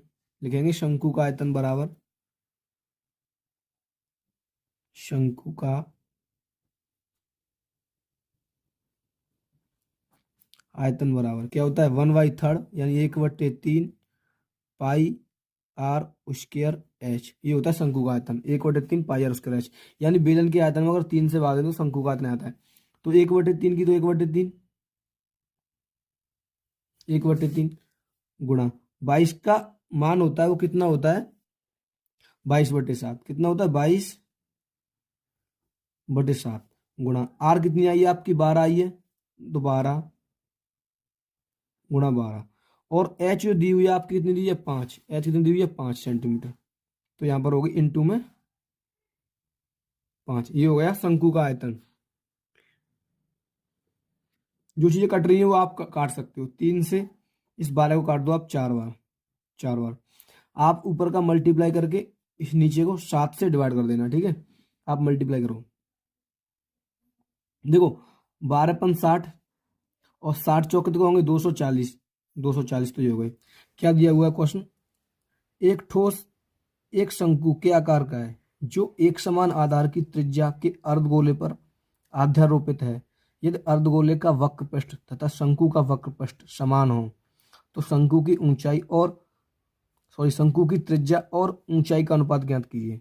इसने बोला है, क्या बोला है, कि शंकु का आकार का है, यानी एक ठोस एक शंकु के आकार का है जो एक समान आधार की त्रिज्या के अर्धगोले पर आधारित है। यदि अर्धगोले का वक्रपृष्ठ तथा शंकु का वक्रपृष्ठ, यानी अर्धगोले का और शंकु का वक्रपृष्ठ दोनों कैसे दिए हुए हैं, समान दिए हुए हैं, यानी बराबर दे, तो शंकु की त्रिज्या और ऊंचाई का अनुपात पूछा है आपसे, शंकु की त्रिज्या और ऊंचाई का अनुपात पूछा है। तो देखते हैं कैसे ये क्वेश्चन। ये दिया हुआ है, ये एक शंकु है और इसके नीचे एक ये अर्धगोला है, इस अर्धगोले पर एक ये शंकु अध्यारोपित है, यानी रखा हुआ है। ठीक है, ठीक है, और बोला है उसने एक ही समान त्रिज्या है इनकी और समान ही इनके वक्रपृष्ठ है, यानी इसका वक्रपृष्ठ और इसका वक्रपृष्ठ दोनों समान है। तो आपसे पूछा है इस त्रिज्या का और ऊंचाई का अनुपात पूछा है आपने, त्रिज्या का और ऊंचाई का अनुपात आपसे पूछा है। तो देखते हैं क्वेश्चन कैसे हल होता है, चलते हैं। सबसे पहले आप ये लिखिए कि क्वेश्चन में दिया क्या क्या है, क्वेश्चन में क्या क्या दिया हुआ है। क्या दिया, वो दिया है शंकु की त्रिज्या बराबर अर्धगोले की त्रिज्या, क्योंकि उनके वक्र पृष्ठ समान है तो त्रिज्या भी समान होंगी। ठीक है, और जैसा कि मैं आपको इसमें दिखा दिया है, मैंने इसमें आपको चित्र में दिखा दिया है, क्योंकि इसकी त्रिज्या शंकु की त्रिज्या भी यही है और इसकी अर्धगोले की त्रिज्या भी यही है, अर्धगोले की त्रिज्या है शंकु की त्रिज्या यही, तो दोनों समान होंगे। आप ये भी समझ गए, दोनों समान होंगे। ठीक है, और शंकु का वक्र पृष्ठ दिया हुआ वक्र वक्र यानी वक्र पृष्ठ, और अर्धगोले का वक्र पृष्ठ, यानी कि ये दोनों भी समान है। शंकु का वक्र पृष्ठ होता है पाई आर एल, अर्धगोले का वक्र पृष्ठ होता है 2 पाई आर स्क्वायर। ठीक है, और पूरे गोले का होता है वक्र पृष्ठ 4 पाई आर स्क्वायर। ठीक है, ये आपको समझ में आ गया होगा। मैं क्या करता हूं, सबसे पहले मैं आपको बताऊं कि आप इसमें से, आप इस चित्र में से एल निकाल लो। क्या निकाल लो, ये निकाल लो एल, एल यानी तिर्यक ऊंचाई निकाल लो। तो क्या करेंगे, इधर मान लो आप इधर, तो ये भी आर होगी, आर होगी। तो ये क्या बनना है, एक ये पाइथागोरस प्रमेय लग जाएगी। एल बराबर क्या हो जाएगा, इसका वर्ग प्लस इसका वर्ग हो जाएगा। तो आप यहाँ पे एल निकाल लो, यानी शंकु की तिर्यक ऊंचाई निकाल सकते हो ना, शंकु की तिर्यक ऊंचाई। आप शंकु की तिर्यक ऊंचाई निकाल लेंगे, आप शंकु क्या निकाल लेंगे, तिर्यक ऊंचाई। कैसे निकाल लेंगे, यानी शंकु की तिर्यक ऊंचाई होगी एल होगी ना, तो इसका वर्ग प्लस एच का स्क्वायर हो जाएगा, और आर का स्क्वायर अंडर में एच का स्क्वायर प्लस आर का स्क्वायर। ठीक है, ये आ गई शंकु की तिर्यक ऊंचाई। अब आप देखिए, इसको आप यही रहने दीजिए। ठीक है, आप इसको यही रहने दीजिए। उसके बाद देखिए, शंकु का वक्र पृष्ठ और ये वक्र पृष्ठ दोनों समान दिए हुए, आप इससे सॉल्व करिए। आप इसको इससे सॉल्व, तो आप करिए पाई आर एल बराबर क्या है, 2 pi r square, pi r l बराबर क्या दिया हुआ है, 2 पाई आर स्क्वायर। देखो इधर भी पाई आर है, इधर भी पाई आर है, पाई आर से पाई आर कट जाएगी, यहाँ पाई आर, यहाँ पर एक आर बचेगी, 2 आर है। उधर तो बचेगी एल, क्या बचेगा इधर, एल, एल बचेगा, और इधर क्या बचेगा, 2 आर, 2 आर। और जो एल दी हुई है ना, एल, एल बराबर हमने अभी निकाला है, एल बराबर H square plus R square. तो आप एल को याद रखिए, H square plus R square. L बराबर क्या, एच स्क्वायर अनुड में, अनुड के अंदर H square plus R square बराबर इधर क्या दिया हुआ, 2 आर। ठीक है, उसके बाद में आप ये देखिए, आपको क्या करना है कि देखो इधर वर्गमूल लगा हुआ है, जब इसे वर्गमूल उठाएंगे ना, तो आपको दोनों पक्षों का वर्ग करना पड़ेगा, दोनों पक्षों का। आप लिखेंगे दोनों पक्षों का वर्ग करने पर, दोनों पक्षों का वर्ग करने पर, यानी बोथ साइड स्क्वायर करने पर। ठीक है, अब इधर वर्ग करेंगे आप, तो इधर हो जाएगा अंडर के अंदर H square plus R square का होल स्क्वायर। ठीक है, और इधर हो जाएगा 2 आर का स्क्वायर। ठीक है, ये वर्ग हो गया दोनों पक्षों का। उसके बाद में क्या करेंगे आप, देखो इस वर्ग से, यानी इस वर्ग से ये वर्गमूल बढ़ जाएगा, तो उधर रह जाएगा H square plus R square, और इधर हो जाएगा 2 का वर्ग 4, आर का होता है आर स्क्वायर, 4 आर स्क्वायर, इधर ये रह जाएगा। ठीक है, इस आर स्क्वायर को आप इधर ले जाइए, उधर बचेगा एच स्क्वायर बराबर, ये इधर जाएगी तो माइनस की हो जाएगी, तो इसमें से ये कैंसिल निकल जाएगा एक, यानी ये आर स्क्वायर इधर हो जाएगा, माइनस की हो जाएगी, तो 4 आर स्क्वायर मतलब एक आर स्क्वायर कम हो जाएगी, तो 3 आर स्क्वायर बचेगा, 3 आर स्क्वायर। ठीक है, ये बचा। उसके बाद में आपको, उसके बाद में आपको एच स्क्वायर और आर स्क्वायर को लेना है। ठीक है, एच स्क्वायर इसके बट्टे में ले आइए आर स्क्वायर को, आर स्क्वायर बराबर इधर बचेगा 3, और इधर क्या है, नीचे कुछ नहीं, तो 1 बचा होगा, क्योंकि इसके मल्टीप्लाई 1 होता है, 1 बचा होगा। इन पे, इस पे वर्ग लगा हुआ है, इस पे वर्ग लगा, इस पे से दोनों पे वर्ग उठेगा, तो इधर वर्गमूल आ जाएगा, आएगा नहीं आएगा, इधर वर्गमूल आ जाएगा। ठीक है, उधर तो बचेगा एच बटे आर, इधर हो जाएगा वर्गमूल के अंदर 3/1। और आपको पता है 1 का वर्गमूल 1 ही होता है, √3 तो निकलेगा नहीं अंडर से, लेकिन 1 निकल जाएगा, 1 गुणा 1 लिख लेंगे तो 1 निकल जाएगा, तो ये एच बटे आर बराबर √3/1। आपसे अनुपात पूछा है ना, तो यही अनुपात आ गया, एच अनुपात आर बराबर आ गया √3/1। ठीक है, ये आ गया अनुपात, आपसे अनुपात पूछा, ये अनुपात आ गया। ठीक है, अगर आंसर में ये ना दे रहा हो, अगर आंसर में ये ना दे रहा हो और आंसर में ऐसे दे रहा हो आर अनुपात एच, तो आप इसको भी ऐसे लिख लेंगे 1/√3, इसको भी आप चेंज करके लिख सकते हैं। ठीक है, कोई दिक्कत नहीं है उससे, आपका ये आंसर आ गया। ठीक है, एक बार और समझा देता हूँ मैं इसको कैसे कैसे किया। सबसे पहले ये दिया हुआ है, आपने लिख लिया शंकु की त्रिज्या और अर्धगोले की त्रिज्या बराबर है, शंकु का वक्र प्रस्थ अर्धगोले का वक्र, ये दोनों बराबर कर लिए मैंने, pi r l 2 pi r square. और आपको पता है एल बराबर ये होता है, मैंने ये निकाल लिया इसमें से। ठीक है, इस पाई आर से पाई आर कैंसिल हो गई, इधर बचा एल, इधर बचा 2 आर। एल का मैंने मान निकाला, वो यहाँ पर रख दिया, दोनों पक्षों का वर्ग कर दिया, तो यहाँ वर्ग से वर्गमूल कट गया, तो जैसे 2 का स्क्वायर 4 और आर का आर स्क्वायर, इस आर स्क्वायर में इधर ले गया, इस आर स्क्वायर में इधर ले गया, तो यहाँ बचे 3 r स्क्वायर एच स्क्वायर, ये एच स्क्वायर बटे आर स्क्वायर, इसको मैं बटे में ले आया, तो यहाँ 3/1 बचा। ठीक है, कितना बचा? 3/1 बचा। फिर यहाँ वर्ग है, दोनों पे वर्ग है, तो यहाँ पे वर्ग उठा के वर्गमूल लग गया h/r। ठीक है, ये हो गया √3/1।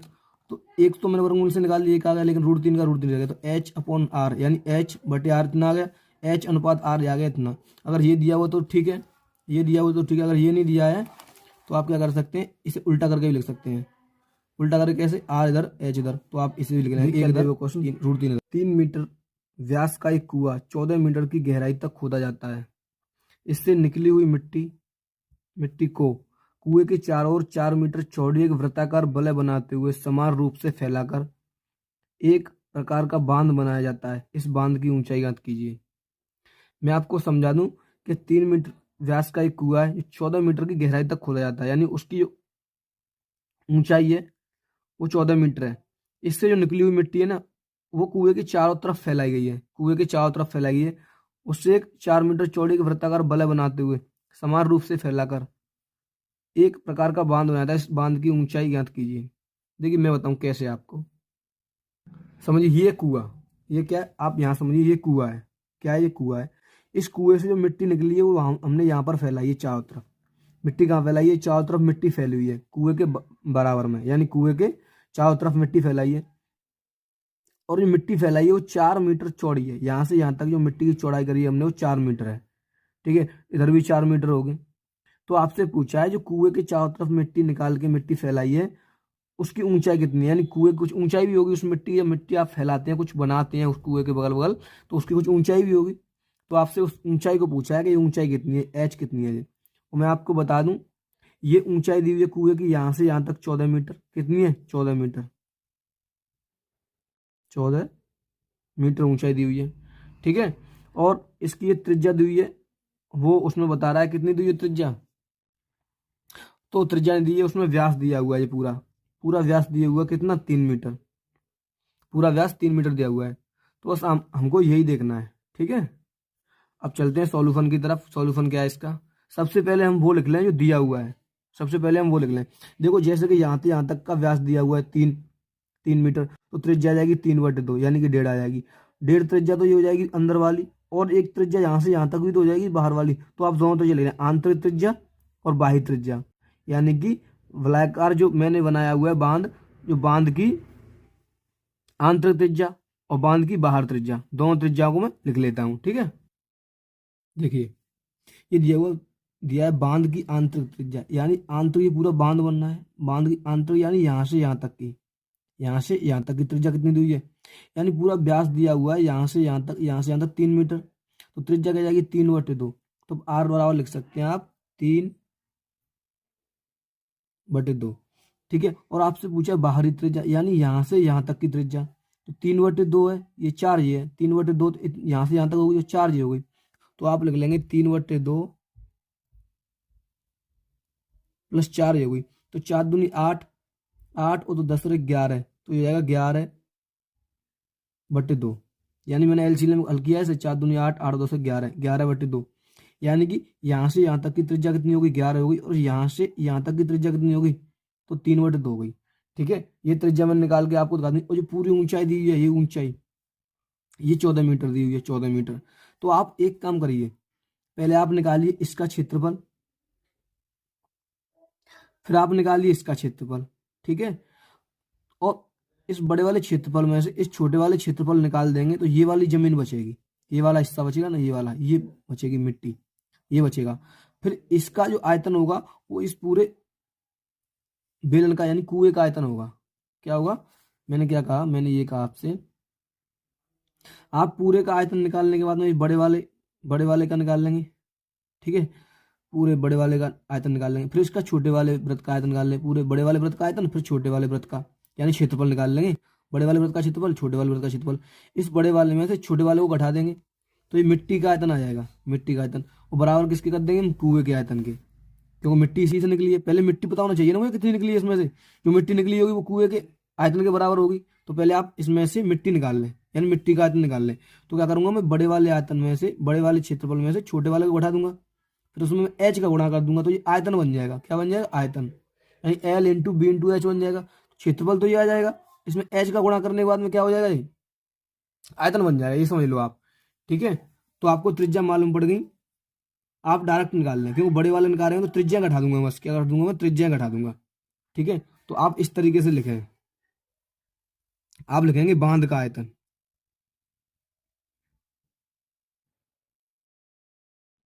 बांध का क्षेत्रफल लिखेंगे,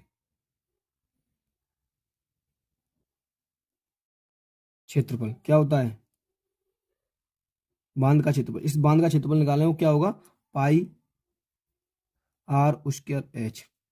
ठीक है, पाई तो इधर से हम ले लेंगे कॉमन, क्या ले लेंगे, कॉमन। या आप आयतन ही लिखें, यहाँ क्या लिखें, बांध का आयतन निकालें, क्यों एच इसमें लग गई ना, तो इसको डायरेक्ट आप आयतन लिखें, क्या लिखें, आयतन। क्षेत्रफल जब लिख सकते हैं आप जब यहाँ पर एच नहीं होती। ठीक है, बांध का आयतन क्या होगा, पाई आर स्क्वायर एच हो गया। वैसे पाई आर स्क्वायर होता है ना, ये पाई आर स्क्वायर, क्यों पाई आर स्क्वायर, मैंने एच ये लगाई है क्यों, इसकी ऊंचाई भी होगी, कुछ कुछ ऊंचाई होगी ना, तो इधर से मैं पाई तो कॉमन ले लूंगा, पाई मैंने इधर से कॉमन ले लिया। ठीक है, इधर क्या बचा, आर बची। इस आर को मैं ऐसे लिख सकता हूं, बड़ी आर, यानी आर ये वाली होगी बड़ी आर माइनस छोटी आर का स्क्वायर, इस तरीके से आप इसको बड़ी आर ले लें। ठीक है, ये वाली बड़ी आर होगी मेरी। ठीक है, और पाई इधर है, बड़ी आर कितनी दी है मेरी, बड़ी आर दी है मेरी 11/2, तो आप लिख लेंगे 11/2 का स्क्वायर माइनस आर 3/2 का स्क्वायर। ठीक है, ब्रैकेट में आप हल करेंगे इसे, और इंटू में एच और है, क्या है, एच। आप नहीं समझे होंगे, मैं बता सकता हूँ आपको, मैं जो बांध का आयतन लिया है पाई आर स्क्वायर एच क्यों लिया है, मैं आपको समझाऊं पाई आर स्क्वायर एच क्यों लिया है। अगर मैं क्षेत्रफल लेता तो मैं खाली लेता, वृत्त का क्षेत्रफल क्या होता है, pi r square, pi r square होता है वृत्त का क्षेत्रफल, वृत्त का क्षेत्रफल पाई आर स्क्वायर होता है। ठीक है, वृत्त का क्षेत्रफल क्या होता है, पाई आर स्क्वायर। लेकिन मैंने जब इसमें एच से गुणा और कर दिया तो इसमें ऊंचाई भी हो गई, लंबाई भी हो गई, सब चीज हो गया ना, तो ये आयतन मान लो आप इसको, क्या मान लो, आयतन। ठीक है, बांध का आयतन। देखिए अब आप इनका वर्ग करिए, तो ये हो जाएगा पाई, 11 का हो जाएगा कितना, 121, 2 का हो जाएगा 4, माइनस 3 का हो जाएगा 9, और 2 का हो जाएगा 4, इधर आएगा मल्टीप्लाई में एच। आप इनको हल कर लें, 11 में से 9 को घटा लें। ठीक है, 11 में से क्या करेंगे, 121 में से 9 को घटा लें, तो पाई तो इधर आई। ठीक है, यानी कि देखो ये दोनों बराबर है, तो नीचे 4 आएगा।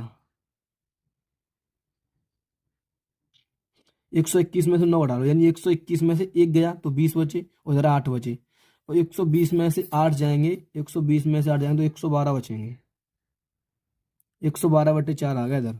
ठीक है, आप इसको कैसे लिख सकते हैं, 4 से काट दो, कट जाएगा, तो 4 से कट जाएगा ये कितनी बार, 4 दूनी 8, 4 दूनी 8 कितने बचे, 4 बचे, और 4 से और 42 हो गए, और 4 छिक्के 42, यानी 4 दूनी 8, 3 बचे ना, 4 दूनी 8, 3 बचे, और 4 अट्ठा 32, 28 पर कट गया, तो ये यहाँ पर आ गया पाई, यही 28 पाई एच, ये आ गया 28 पाई एच। ये 28 पाई एच आया है, ये किसके बराबर होगा, ये कुएं के आयतन के बराबर होगा। क्या होगा, ये कुएं के आयतन के बराबर। अब हम लिख लेंगे कुएं का आयतन, और उन दोनों को कर देंगे बराबर, कुएं का आयतन बराबर क्या हो जाएगा, इसका आयतन। देखिए ये मैंने क्या कर दिया, कुएं का आयतन बराबर क्या कर दिया, बांध का आयतन। कुएं का आयतन क्या दिया है तो वो निकालूंगा, बेलन बनना है ना, तो कुएं का आयतन आप यहाँ से समझिए, यहाँ से समझिए आप, कुएं का आयतन क्या बनेगा, तो ये पाई आर स्क्वायर बनेगा, क्यों बेलन है, तो पाई आर स्क्वायर एच। कुएं का आयतन हो गया पाई आर स्क्वायर एच, ठीक है। और इधर आ जाएगा क्या, इधर बांध का आयतन क्या दिया, 28 पाई एच, ठीक है, ये आ गया अपना। अब इधर मान रख दो, देखो पाई से तो ये पाई कैंसिल हो गई, इधर आर आर कुएं की आर कितनी दी हुई है, कुएं की आर भी इतनी दी हुई है ना, इधर ये देखो कितनी है, ये 3/2, आर कितनी होगी, 3/2 हो गया, तो 3/2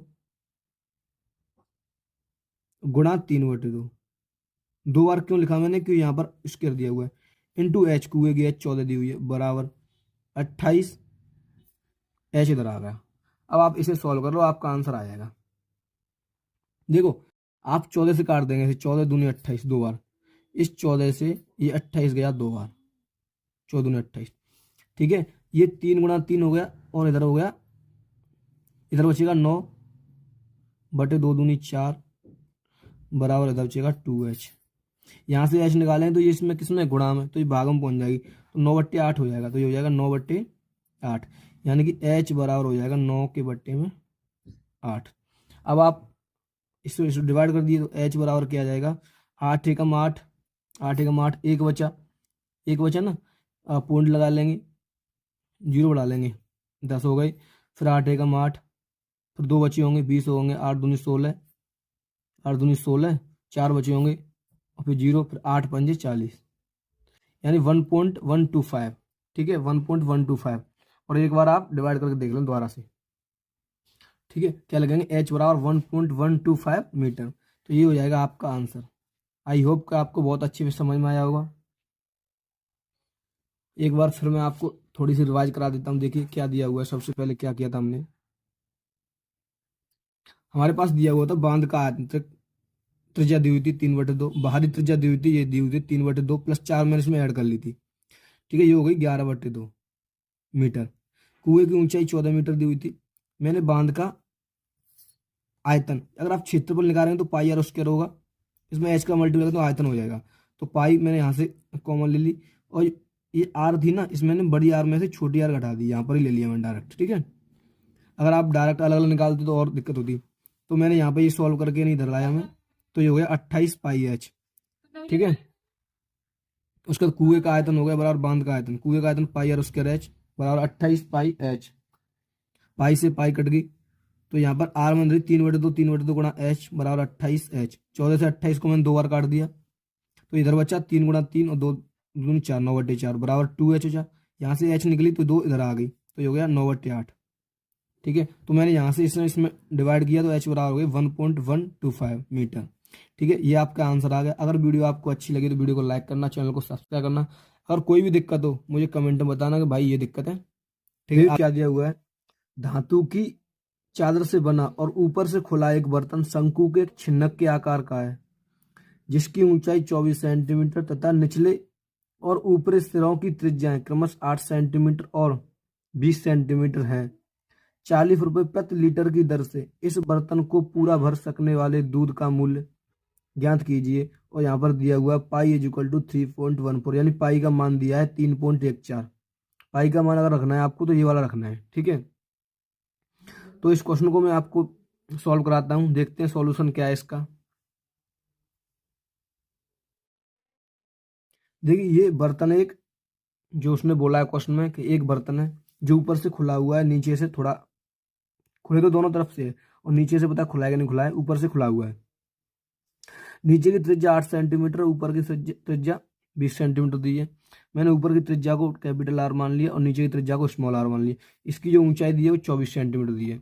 उसने पूछा है कि ये कितने रुपए के दूध में भर जाएगा, और 1 लीटर दूध का मूल्य दिया है उसने 40 रुपए, ऐसा कि उसने क्वेश्चन में बोला है, ठीक है। ये पूरा बर्तन कितने रुपए के दूध में भर जाएगा, तो सबसे पहले हम क्या करते हैं, उन चीज़ों को लिखते हैं जो चीज़ दी हुई है, यानी क्या क्या दिया है। तो क्वेश्चन में सबसे पहले हम उन चीज़ों को लिखेंगे जो क्वेश्चन में क्या क्या दिया हुआ है। तो लिखते हैं, देख क्या क्या दिया, वो दिया है छिन्नक की ऊपरी सिरे की त्रिज्या, यानी कि ऊपरी सिरे की त्रिज्या यानी कि ये वाली 20 सेंटीमीटर, और निचले सिरे की त्रिज्या 8 सेंटीमीटर यानी ये वाली 8 सेंटीमीटर, और छिन्नक की ऊंचाई 24 सेंटीमीटर, ये 24 सेंटीमीटर हो गई। उसके बाद में छिन्नक का आयतन होता है, वो होता है 1/3 पाई एच। कोष्टक में R square capital R square plus small R square plus R into R, यानी कैपिटल आर और स्मॉल आर।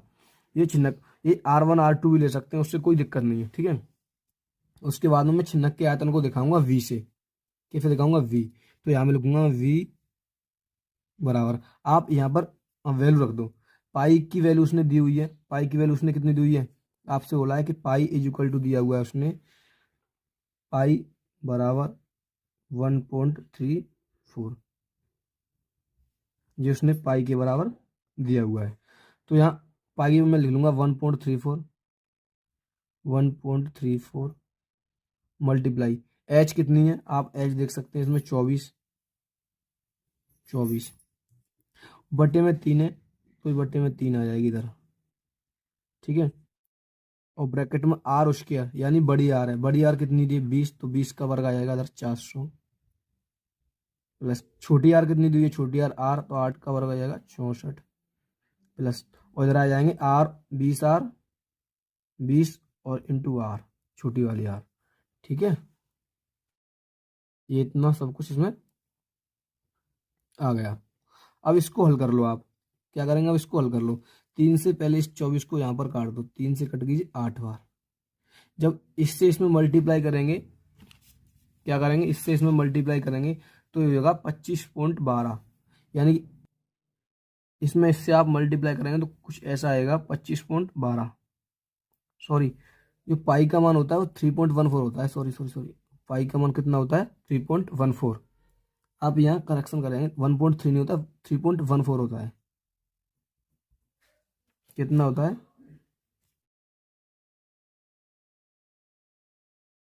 3.14, और इधर भी होगा 3.14, ये होगा पाई का मान, ठीक है। अब इससे आप इसमें करेंगे मल्टीप्लाई तो ये होगा 25.12, कितना होगा 25.12, तो आप इसकी भी लिख सकते हो 225.12, ठीक है। उसके बाद में मल्टीप्लाई होगा इधर से, इन सबको ऐड करो तो 8 दूनी 16, 160, तो ये हो गई 160, कितनी हो गई 160, ठीक है। 160 ये हो गई 64, ये 400, तो 400 500 और 500 600, इधर बचे 20 हो जाए 4, ये 24, यानी कि ये हो गए 624, कितने हो गए 624 हो गए, ठीक है। इन्हें मल्टीप्लाई करके कितना आया 624 आया। उसके बाद देखते हैं ये आ गया V इज इक्वल टू, उसके बाद में आप इसका मल्टीप्लाई करो, किसका मल्टीप्लाई करेंगे, आप इसका मल्टीप्लाई करेंगे, तो जब आप इसका मल्टीप्लाई करेंगे तो आप डायरेक्ट कर लेंगे, ये होगा 1515, उसके बाद में 15674 मल्टीप्लाई 88, कितना 88 और सेंटीमीटर क्यूब, ये आ गया V बराबर, ठीक है, यानी 15,674.88 सेंटीमीटर क्यूब, इतना आ गया।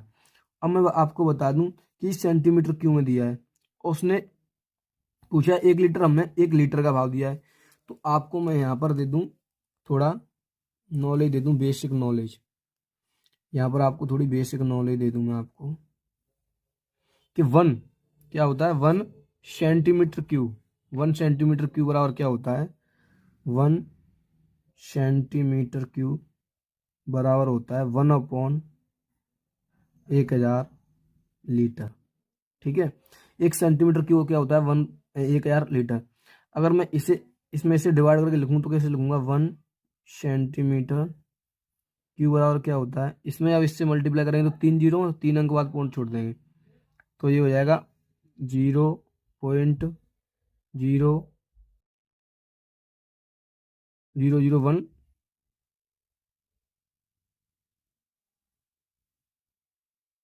लीटर, ठीक है, 0.001 लीटर आ गया। अब आपको करना क्या है, थोड़ा दिख नहीं होगा, मुझे याद नहीं रहा, ठीक है, ये हो गया। उसके बाद में आपको क्या करना है कि इसमें मल्टीप्लाई करना है आपको इतने का, तो ये लीटर बन जाएंगे, क्या बन जाएंगे, ये लीटर बन जाएंगे, तो आप इसमें इसका मल्टीप्लाई कर दो, ठीक है, तो ये क्या बन जाएंगे, लीटर बन जाएंगे, लीटर। पहले आप इनको लीटर बना लो, तो आप लिखेंगे V बराबर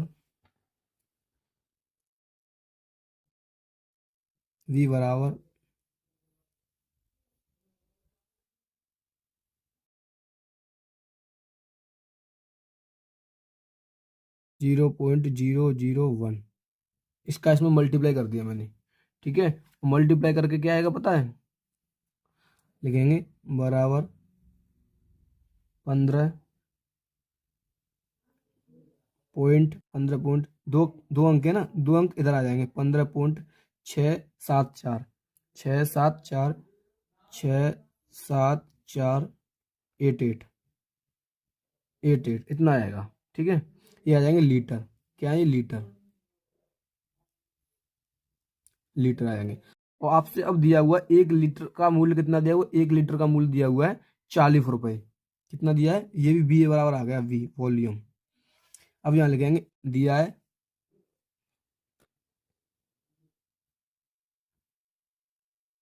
दिख नहीं रहा होगा आपको, यहाँ दिखेगा,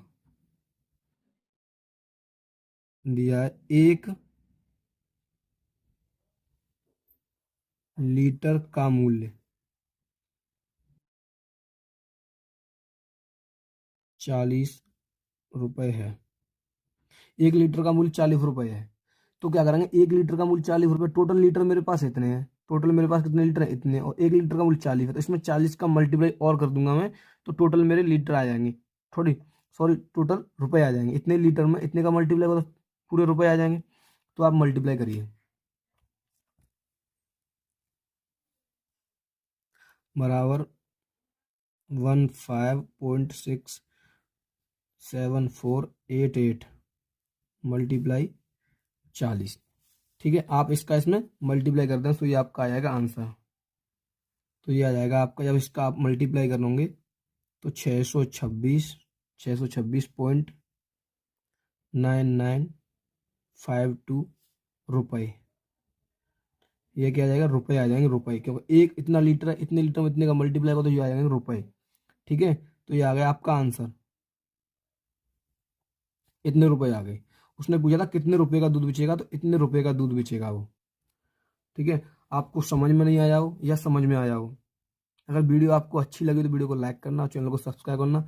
एक बार मैं फिर से आपको रिवाइज करा देता हूँ, ठीक है। देखिए क्या है।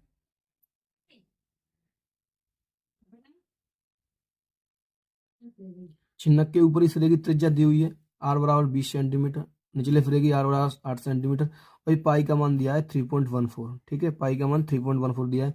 छिन्नक का आयतन ये होता है pi h/3 r² R capital R small R. ये मैंने वैल्यू रखी, इसको 3 से 8 और काटा, इसका मल्टीप्लाई किया, इतना आया। इसमें ये पूरा टोटल जोड़ के नहीं 624 हो रहा है, इसका मल्टीप्लाई करेंगे तो इतना आएगा, ठीक है। इसका मल्टीप्लाई इधर करेंगे तो फिर इसका मल्टीप्लाई किया, इतना आया। फिर इसमें मैंने क्या किया, लीटर बनाने के लिए इसका मल्टीप्लाई कर दिया इसमें, ठीक है। तो फिर इतना आ गया, इतना आ गया, लीटर बन गए। एक दिया है 1 लीटर का मूल्य 40 रुपए है, तो इसमें मैंने 40 का मल्टीप्लाई कर दिया, टोटल रुपए निकल के आ गए, इतने रुपए हो गए। देख क्या दिया हुआ है, यदि एक वृत्त की परिधि और क्षेत्रफल संख्यात्मक रूप से समान है तो उस वृत्त की त्रिज्या होगी 2 मात्रक, पाई मात्रक, या 4 मात्रक, या 7 मात्रक। देखते हैं इसका सॉल्यूशन क्या है। ये क्या दिया हुआ है, वृत्त की परिधि और वृत्त का क्षेत्रफल दोनों संख्यात्मक रूप से बराबर हैं, यानी कि उनकी जो त्रिज्या होंगी वो भी बराबर होंगी, यानी वृत्त की परिधि और वृत्त का क्षेत्रफल दोनों बराबर हैं तो त्रिज्याएं बराबर होंगी, आप कह सकते हैं। तो वृत्त की परिधि होती है वो क्या होती है, आप परिधि लिख लें पहले। वृत्त की परिधि होती है 2 पाई r, क्या होती है, 2 पाई r। और वृत्त का क्षेत्रफल होता है पाई r², पाई r²। ये संख्यात्मक रूप से बराबर है। देखो पाई से पाई कट गई, ठीक है, पाई से पाई कैंसिल हो गया, और यहाँ r1 और यहाँ 2 r है, तो आप इसे लिख लो 2r बराबर, इसे लिख सकते हैं r गुणा r, एक r से एक r कट गई, तो इधर बची 2 बराबर, इधर बची r, तो r बराबर क्या आ गया, 2, r बराबर क्या आ गया, 2 आ गया। आपसे यही पूछा है कि उनकी त्रिज्याएं क्या होंगी, त्रिज्याएं क्या होगी, क्या पूछा है आपसे, उस वृत्त की त्रिज्या क्या होगी, तो r बराबर 2 होगी, आप देख सकते हैं। देख क्या दिया हुआ, एक ठोस धातु के घनाभ जिसकी विमाएं 9 मीटर, 8 मीटर, 2 मीटर हैं को पिघलाकर 2 मीटर के घन बनाए गए हैं। इस प्रकार बने घनों की संख्या होगी। आपसे ये क्वेश्चन पूछा है, देखिए सॉल्यूशन क्या है, इसका सॉल्यूशन देखते हैं। देखिए ये घनाभ है, इस घनाभ की ये लंबाई दी है 9 मीटर, ऊंचाई दी है, सॉरी चौड़ाई दी है 8 मीटर, ऊंचाई दी है 2 मीटर। इस घनाभ में से ये घन बनाए गए हैं 2-2 मीटर के। पूछ रहा है कितने घन बनाए गए हैं, कि 2-2 मीटर के ऐसे कितने घन बनाएंगे इस घनाभ में से। आपको यही क्वेश्चन हल करना है। तो मैंने आपको बताया था ये एक घन है, ऐसे ऐसे कितने घन बनाए गए हैं, तो इस घन के आयतन से मैं इस वाले घन के आयतन में क्या दे दूंगा, भाग दे दूंगा, सो ये आंसर आ जाएगा।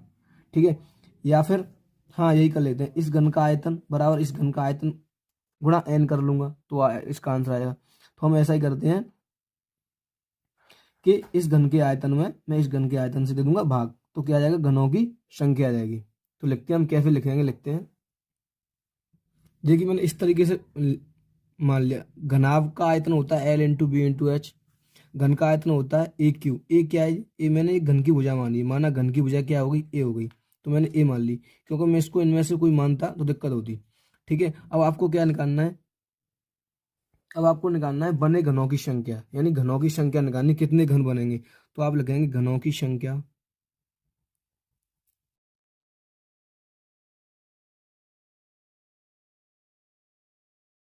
घनों की संख्या बराबर क्या लिखेंगे, ऊपर घनाभ का आयतन,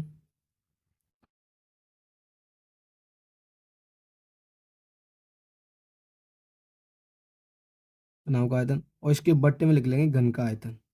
क्या लिखेंगे, घन का आयतन, घन का घन का आयतन। ठीक है, इस तरीके से लिख लेंगे। घनाभ का आयतन क्या है, l into B into h, तो l into B into h बटे घन का आयतन क्या है, भुजा का क्यू, तो ए क्यू। ठीक है, अब इसमें हम वैल्यू पुट कर लेंगे। अब क्या कर लेंगे, हम वैल्यू पुट कर लेंगे। तो एल कितनी है, आप एल देख सकते हैं, इधर देख लीजिए, एल 9, बी 8, एच 2 दिए हुए, यानी कि 9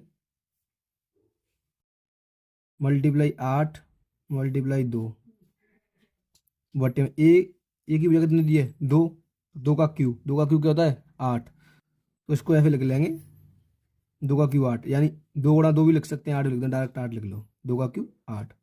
इस 8 से ये 8 कैंसिल होगी, 9 का मल्टीप्लाई 2 में होगा तो उधर हो जाएंगे 9 दूनी 18 घन।